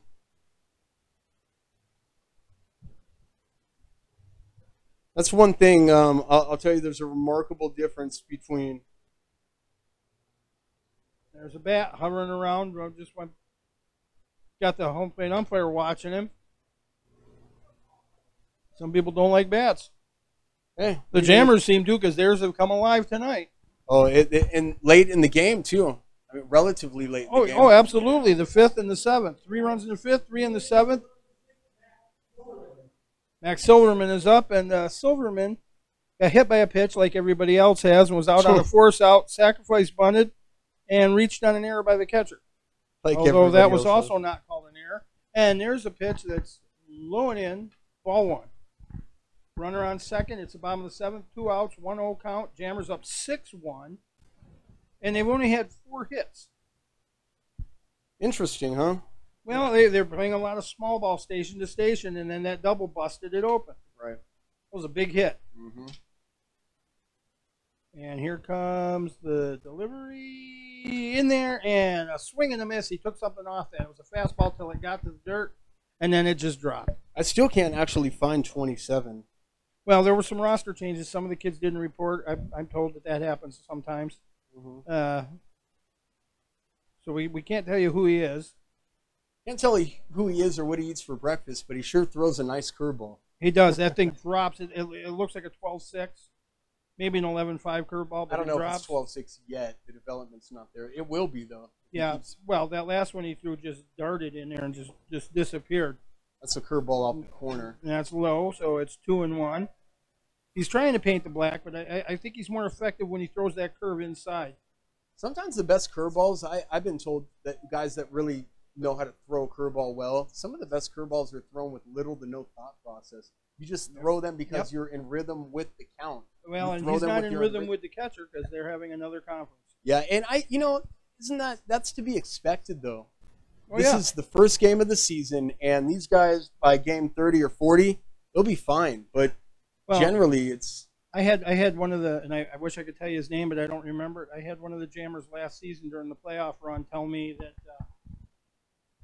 the best plays they make are the ones that just happen. Right. And here comes the pitch. That's a curveball. That's called a strike. Another curve that dipped in there. He threw it down the heart of the plate, and it broke out and caught the corner. I really, really like that. His 2-2 with 2 outs. His confidence throwing that curveball. He's throwing it on 3 different counts now, Roy. Oh, yeah. 2-1, you'd be looking for something like a fastball or something. And there's a Squibber foul back here. He was trying. And he just caught a piece of that. The pitcher's got him off balance a little bit here, Silverman, with the breaking stuff. It's almost like he's dying to get a fastball, and he's getting curves. And he's got an excellent curve, this kid. There he stands. And I apologize, we don't know who he is. And there's a rip. Through the hole, past the third baseman on a dive, and there's going to be a play at the plate. Will not happen. No, there won't be a play. And it's 7-1. Wow, they are breaking out the whipping sticks. I think he threw him a fastball that time, and he probably wishes he'd have thrown another curve. 7 runs the last 2 innings. And the Jammers have broken this one open.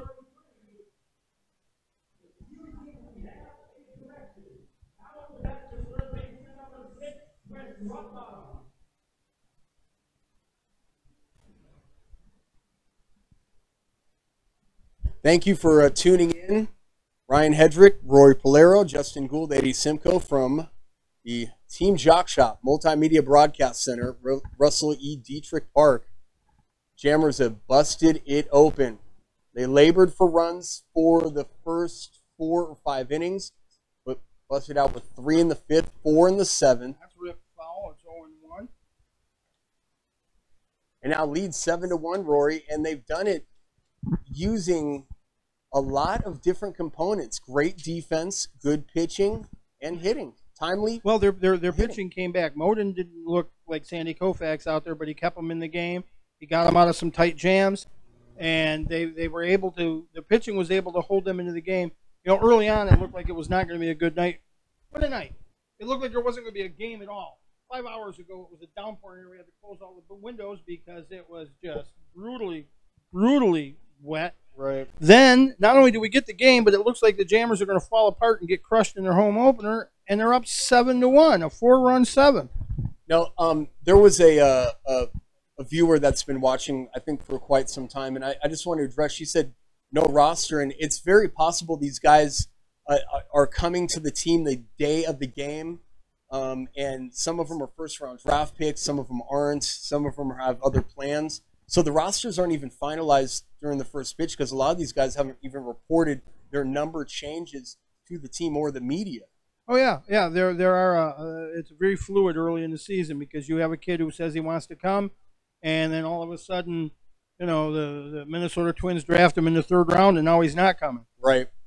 You could find the Cincinnati Reds roster of 1974 faster than you could find the Oneata roster of 2018. 74, Big Red Machine. Pete Rose, Joe Morgan, Tony Perez, Dave Concepcion.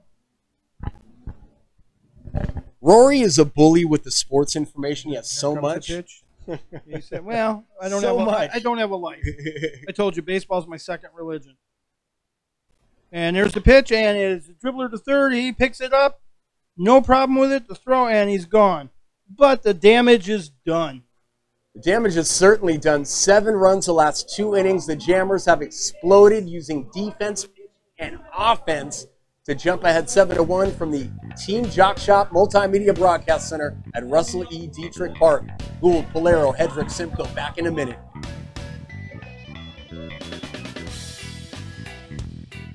The Jamestown Jammers baseball game is being packaged and shipped to you by the Jock Shop in Jamestown, outfitting champions for nearly a century. Team Jock is always open at JamestownCycleShop.com. WNY Sports Now is powered by Phone Zone of Jamestown. With the largest inventory around, we buy and sell our own merchandise at a price that can't be beat. Have a broken screen? We'll fix it. Learn more at PhoneZoneShop.com. The Fitness Bunker in Lakewood is a locally owned and operated club that cares about your health and wellness. They invest in it. Right now, $16 for 16 days will get you in the door. Lose 4 pounds, your next month is on them. Try a green zone class and maximize your performance. Hot yoga, 24/7 access. Simply walk into Fitness Bunker in Lakewood right now on Summit Avenue. Make an investment in your health and wellness. Fitness Bunker in Lakewood. Find them on Facebook. There's an old saying, there's no news in the newsroom. Well, it's true. The time I spend at the anchor desk is just part of my day. Most of our time is spent gathering stories in the community, stories that matter to you. We can't do it alone, and we need your help. When you see breaking news or have a news tip we should know about, drop us a line on Facebook today, email our news desk, or call our newsroom at 488-7226 so we can bring those stories straight back to you. Coming up Monday on News Now at noon, taking a look at all of the stories that happened from this past weekend. And we're watching those cooler temperatures. We'll talk about how cool it will be this week. Join us Monday, live at noon.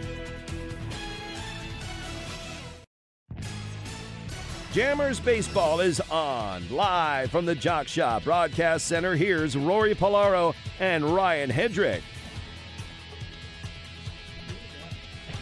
Team Jock Shop Multimedia Broadcast Center, we are back. It is the 8th inning. It took a while to get here. In fact, this game is approaching the 3-hour mark. Started at 8:05.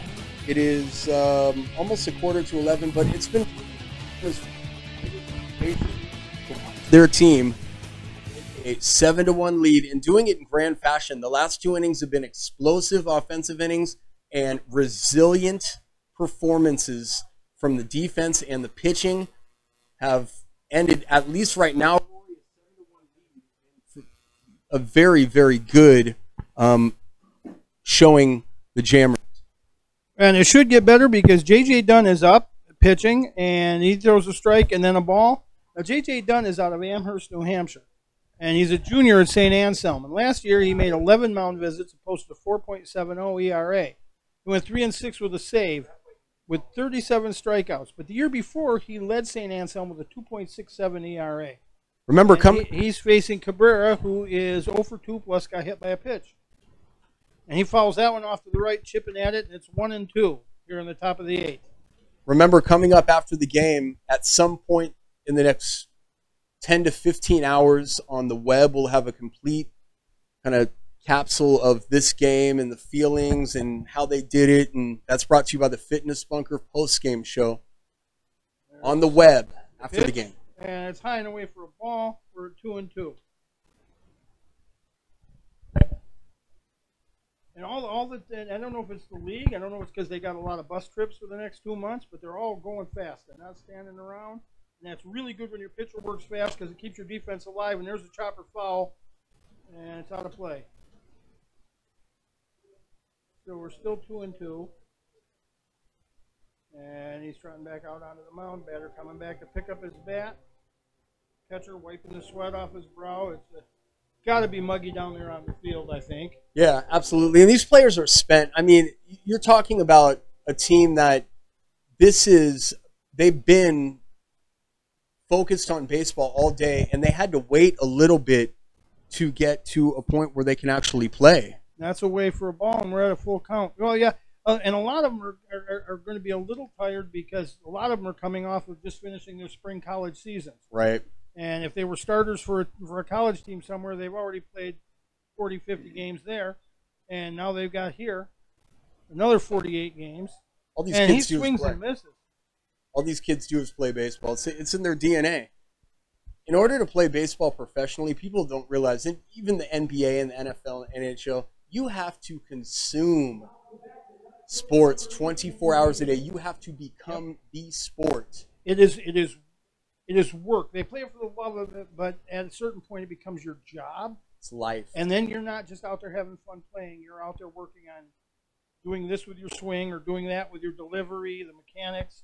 And I think pitching mechanics has to be the most difficult thing, because you get a kid who comes in here who's been lights out in high school and maybe he's at a bigger college, and then he comes here and they tell him, no, you know, we want you to change your mechanics a little bit. You're opening up too much. You're not dropping the left foot in time. And there's a swing and a hack, and that's a strike. So we're sitting here watching the Jammers with a 7-1, just trying to close it out. And a lot of people call this garbage time, but it's not. It's just as important right now. Hit the bases loaded and see one go over the wall, and then you call it garbage time. It's never. Absolutely. It's one swing of the bat. You have to stay on guard. You have to stay on guard. I'll tell you, I was at a game. Past him, it's 1-2. I was physically at a game with my mother back in the early 90s where the Phillies erased a 12-run lead from the Dodgers in the 9th inning. Yep. In one inning. Yep. They scored 13 runs. I'm not lying. Look it up in the history books. And there's a foul off to our right side, and that hit the booth somewhere off to our right. And maybe I'm not going to try and catch them if they come back that fast. My catching days have been gone for 40-plus years. Now you're backpedaling on us, and I'm not saying in a good way. Yeah, well, in a safe way. I have grandkids I want to take care of and help. I want to teach them this game. And we're watching the bats all flying around having fun. We're watching a lot of fog lifting up from the... He got a piece of that one to stay alive, but he's missing big on Dunn's pitches.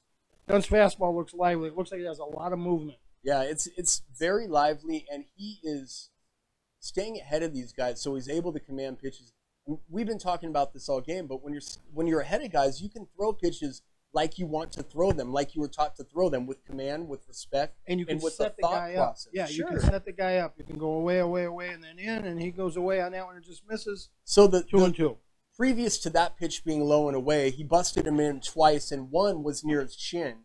So now, if I'm the batter, I'm like, you know, where's he going to throw the next pitch? Yeah, not only where is he going to throw it, what's it going to be? Am I looking for a fastball? Am I looking for a breaking pitch? Am I looking in, up, down, out?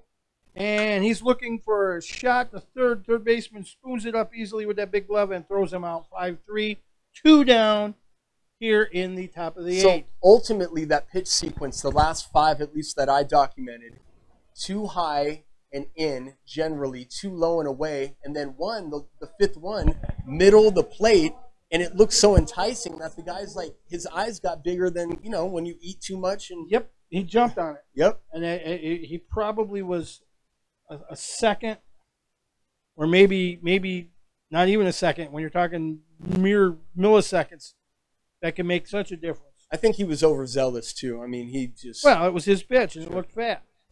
And that's up for a ball. And familiar, because remember, the last batter, 2 up and in, 2 low and away, and then the 5th one. We'll see if he uses that sequence.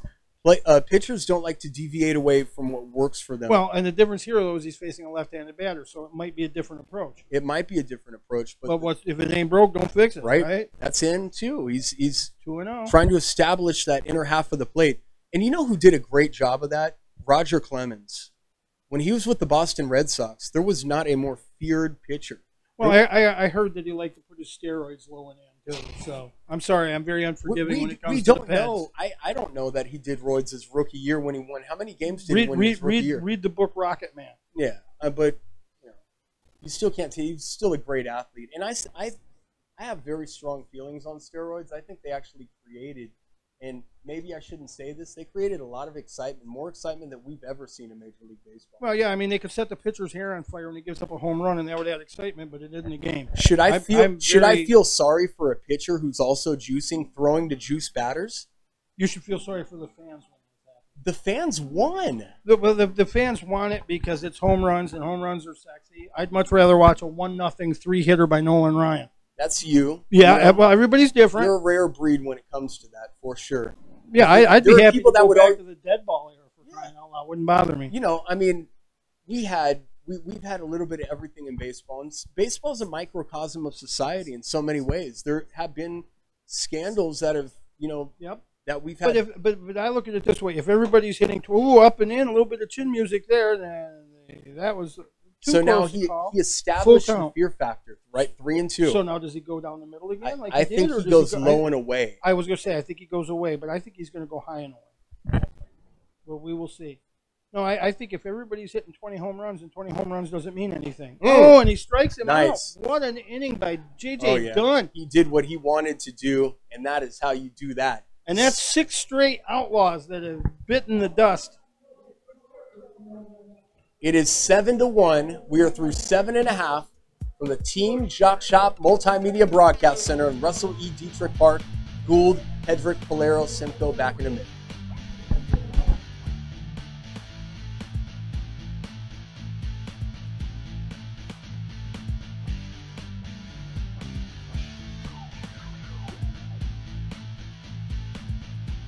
JamestownCycleShop.com is your solution for all of your apparel needs. Shop smart. Head to JamestownCycleShop.com right now. You'll get the same quality, the same selection, and the same first-place service that's made us a community favorite since 1924. Stop by our 2 store locations in Warren or Jamestown. Better yet, head to JamestownCycleShop.com.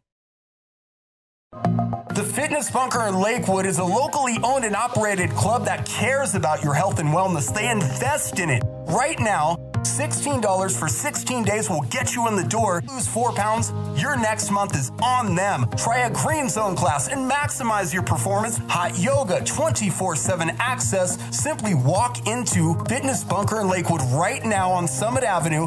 Make an investment in your health and wellness. Fitness Bunker in Lakewood. Find them on Facebook. WNY Sports Now is powered by Phone Zone of Jamestown. With the largest inventory around, we buy and sell our own merchandise at a price that can't be beat. Have a broken screen? We'll fix it. Learn more at PhoneZoneShop.com.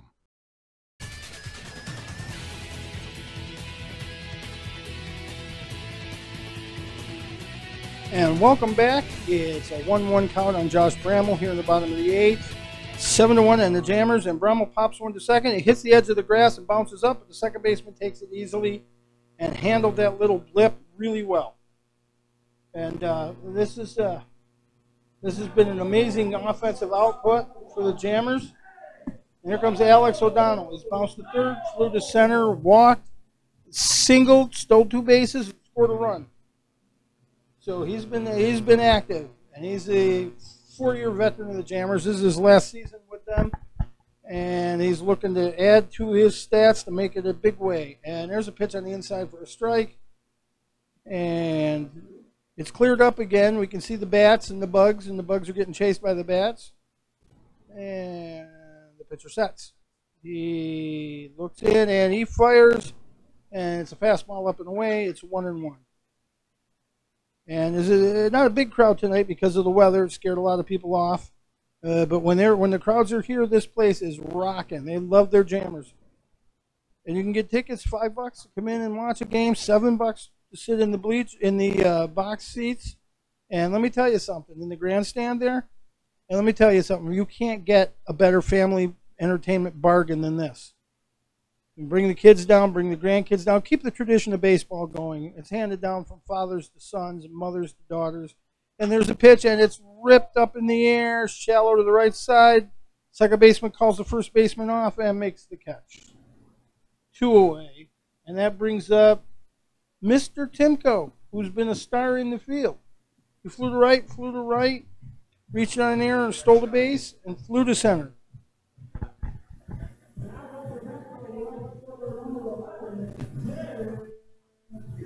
And Timko, number 11, taking a swing before he steps in. Solidly built athlete. He's got a nice swing, almost reminiscent a little way of Willie Stargell, just a little. He doesn't do the pump, and he swings and misses. Willie Stargell, we are family team. We are family. Willie, my favorite Willie story is he owned a chicken restaurant. Mm-hmm. And if you were ordering your dinner, when he hit a home run, you got your order free. How could you prove that? No, they had the games on the radio in the restaurant. Oh, okay. And if you were ordering and he hit a home run, they told you, hey, This is free, Willie Homer. What are the chances of that happening? Well, he homered. A guy was ordering. They wanted him to cater his daughter's wedding, 500 plus guests, and Willie homered. Oh, wow. He said it was the most expensive homer he'd ever hit. That's awesome. But he did it, and that one's away, and it's 2-1. You know, one of my favorite baseball stories is I've actually witnessed David Segui, who is a juicer. David Segui is a notorious steroid user, and not a very nice person to boot. That's what I've heard. He's an Oriole. Jim Palmer was sick of his performance. Segui struck out to end a miserable home series, 0-for-4. He's standing at the locker room. It's getaway day. He's standing at the locker room, getaway day. Palmer comes through the clubhouse, deliberately walks by David Segui's locker and says, "Hey, Dave, it's really hard to justify your paycheck when you strike out looking and you didn't even twitch your hips to get around on even looking at the pitch. You're a loser." And he walked right past. David Segui obviously blew up. Oh, yeah. But Palmer knows what he's talking about. Oh, yeah. Palmer is very outspoken. The Orioles having another miserable season. And they're like, I think 18 games under 500. Oh, yeah. They're just doing terrible. The surprises, and some people are saying not so much. Atlanta and Philly are really strong. And there's a shot into right field that's drifting, and the right fielder pulls it down a 1-2-3 inning, and we're going into the 9th. And unless things either really fall apart for the Jammers or really get hot for the Outlaws, this is their last gasp. And they're going to have their 2, 3, and 4 hitters up. It would take a Herculean effort, that's for sure. Yes, let's hope it's not a Phillies 13-run rally.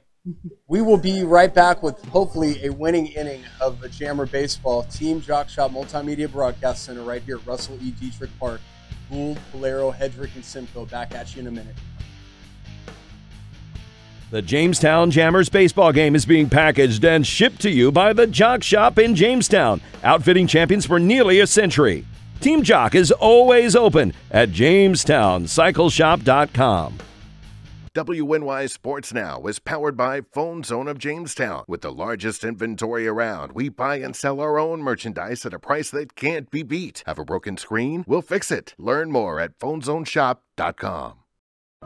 The Fitness Bunker in Lakewood is a locally owned and operated club that cares about your health and wellness. They invest in it. Right now, $16 for 16 days will get you in the door. Lose 4 pounds, your next month is on them. Try a green zone class and maximize your performance. Hot yoga, 24/7 access. Simply walk into Fitness Bunker in Lakewood right now on Summit Avenue. Make an investment in your health and wellness. Fitness Bunker in Lakewood. Find them on Facebook. There's an old saying, there's no news in the newsroom. Well, it's true. The time I spend at the anchor desk is just part of my day. Most of our time is spent gathering stories in the community, stories that matter to you. We can't do it alone, and we need your help. When you see breaking news or have a news tip we should know about, drop us a line on Facebook today, email our news desk, or call our newsroom at 488-7226 so we can bring those stories straight back to you. Coming up Monday on News Now at noon, taking a look at all of the stories that happened from this past weekend. And we're watching those cooler temperatures. We'll talk about how cool it will be this week. Join us Monday, live at noon.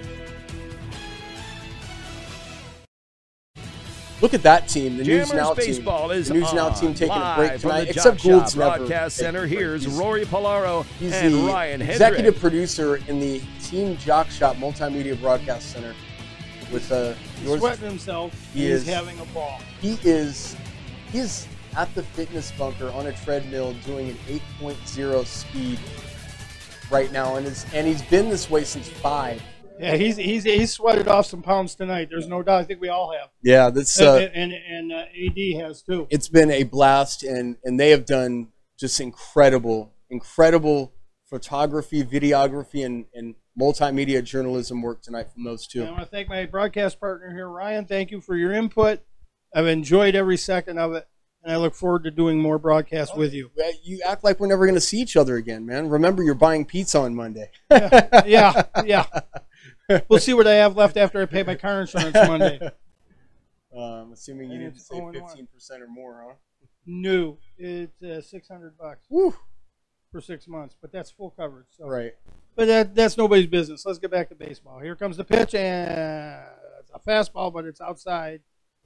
It's a 1-1 count. This is Mr. Orndorff, who has stolen the base, bounced to short, flown to center, bounced to second, and he drew a walk in the 7th when they had that bases loaded, no outs, and got out of it. And he swings and misses at that one. He took something off it, and I think he was sitting on a He heater. looked fooled badly on that pitch. I mean, and that was, he had him so in front or so out front of that off-speed pitch that he was guessing. He was all the looking way. for heat. Sure. He was. And when the pitch got They're there, looking for a 7-run, one swing of the bat that does not exist. No, you They have got to to get do runners. run by run by run with this situation. This batter's going to sleep right now. Watch. Ooh, Off the corner. check swing ball off the corner and low. The catcher makes a nice stop on it, and it's 2-2. You know, you get the feeling that Anthony Barone has gotten so good at the talent acquisition part of his job and also getting the most out of his guys. Well, there's a ball, and it's a full count. And you're right. The team picks up the manager's personality. And the nice thing is, though, also, Anthony is able to evaluate the talent he has to know what kind of team he has, and he manages according to what his team can do. Right. He doesn't try and turn them into something they're not. And Right. he draws a walk. So they're not dead yet. No outs with the man on first. The tying run is about 6 batters away, which would be Cabrera, who hasn't had a good night at the plate. And that brings up Minter. Minter has struck out, been hit by a pitch like who hasn't? Walked and single. I've never seen so many players hit by a pitch. Unless when I was a kid playing wiffle ball, there's a ball away, and my brother would pretend he's Reggie Jackson, and I would throw at him intentionally. And so that's a baseball memory. Short lead at first. I think the hit by a pitcher, hit by Ball? pitch category is inflated tonight because so many guys just not settling into the groove. No, there was nothing malicious about any one of those. No. I don't think there was anything malicious about any of them except maybe the one where the guy got hit in the hip. But I think it was just one of those nice pitches. We're getting away from him some. And it's the first game of the season, so it's to be expected it's not going to be as stellar defensively or pitching wise. We've seen some good pitching, particularly from the bullpens, which is weird to say because they gave up 7 runs late. But the Outlaws, their starting pitcher was outstanding, Mark Anderson. Until he wasn't. Well, yeah, exactly. But he got out of it, and there's a chopper foul on the left side. So I think the scenario we saw played out as you were describing your last scenario was one that the catcher was walking up, and people are looking at this in hindsight. 7-1, 9th inning, 11 o'clock. Let's go home. Been a day full of rain. It's a long work week, but just to let you know about this particular situation could get out of hand in a hurry. It's a 2-run home run. It's only a 4-run game with nobody out. Well, and you look at how quickly the Jammers did. A couple of plays and they were up, and like that bases loaded double by Pfeiffer, that'll do it. If they get a couple men on and the guy dings one all the way to the wall, you're looking at a new game and you're looking at a bullpen going to work. So now it's 3-1 and there's a strike. And you still have the possibility that this batter could get on. Suddenly you put him on base, and the tying run is not in the hole per se, but not that far away from it. And you're bringing, if he gets on, you're bringing in their cleanup hitter. Right. Because this is their number 3 hitter, which is usually the best hitter on a team. And he nice. Oh, I don't know. There was an early Christmas present for the Jammers there. That's judicious, isn't it? That was an outside pitch from here. It looked like. I'm not the ump. I'm not second guessing him. He does this for a living. He knows what he's doing. Oh, we could second guess, but how about a double play to end the game? What's the likelihood of that? 4-6-3 or 6-4-3? I'm going to say 4-6-3. No, because they made sports betting legal across the country. Yeah, they're working on it. I'd say 4-6-3 because you have a right-handed pitcher and a left-handed batter. The odds are he's going to hit it to the right side more likely than not. We'll see. He has a somewhat close stance, high leg Strike. kick, and he takes a strike right down the middle. Painted that corner, Rory. That was a beautiful pitch. Good speed. He doesn't seem to have as much movement this inning in his fastball, but it seems like the velocity is still sharp. There's a little bit of extra pop in that mitt. You can tell, and you can hear all the way up here. Yep. He sets. Runner at first. There's a pitch. It's away. Fastball away. And we're at a 1-1 count. 1 out here in the top of the 9th. Jammers up 7-1. And they did it with a 3-run inning and a 4-run inning. The 5th and the 7th were the big innings for them. They were down 1-0 for 5.5 innings, and then they came on. Here comes the pitch. Oh, ball. And the catcher's telling them to settle down now, throw a strike. And see, if I'm the pitcher, I'm kind of frustrated and intrigued in the same breath, right? Two different emotions, because you just gave me that pitch 2 pitches ago. Now that pitch is a ball. Yep. And it goes back to your point of consistency. All you want is consistency. And there's a shot foul to the left. He was on it, but a little bit off, just a touch. He was a little late, but you're right. He had a good swing on it. He had a very healthy swing. I think he guessed right on the pitch, and he just didn't catch it at the timing. I mean, you got a guy who's throwing 85, 90 miles an hour from 60 feet, 6 inches. You blink, and the pitch is past you. I don't think you go up and in. I don't think you dare go up and in. I think I'd go down and away. Mm-hmm. It's 2-2, 1 out. Pitcher sets. Takes a little step, looks, and brings it home. And it's ripped a liner. Double play, baby. Liner and a double play. And that's it. 6-3 double play. Boy, were we wrong on how that was going to end. But that's a big win for the Jammers. 7-1. They're 1-0, and baby, they're in first place. Nice. Everybody's in first place now. What a game. What a night. What a production by Justin Gould, the executive producer of this broadcast, and A.D. Simcoe, who just did this job. Rory Polero, play-by-play. Rory, your thoughts as we wind down and close out this broadcast. Any day's a good day for baseball, especially when your team wins. I want to say I think the player of the game was obviously Rain Pfeiffer. He had that bases loaded double that broke this baby open. And I just want to thank everybody for watching us. I want to thank everybody here for doing this. You've added something to my bucket list, and again, I'm in love with baseball. You know, we will keep it here for a moment just to kind of give you a brief summary of what the Jammers did, the significance of what the Jammers did. They erased a very pesky kind of deficit. Not a massive deficit, Rory, but, you know, for a long time, 1-0, they were up 1-0 until, the 5th inning, and they scored 3 in the 5th, 4 in the 7th, and they really, in between them, their pitching got better. And in turn, they got better. They got a lot more confidence. They like Anthony Bruno's personality shows, they didn't panic. They knew they would get their chance. They started taking pitches, being more selective, and then they started doing things with the pitch. They got opportunities, they made the best of them. And again, he knew they'd have their moment. And when you know you have your moment, you can sit back and wait. Now, luckily for them, they didn't have to sit back till the 8th or the 9th. But I think it was a very entertaining game, and I think they looked much better in the last half, the last third of the game than they did in the first third. And again, I can impart this enough. We are very grateful to the partnership, Team Jock Shop, Jamestown Cycle Shop. They made this happen tonight, and we would like to thank them from the Team Jock Shop Multimedia Broadcast Center. Gould, Polero, Hedrick, and Simcoe. I'm out.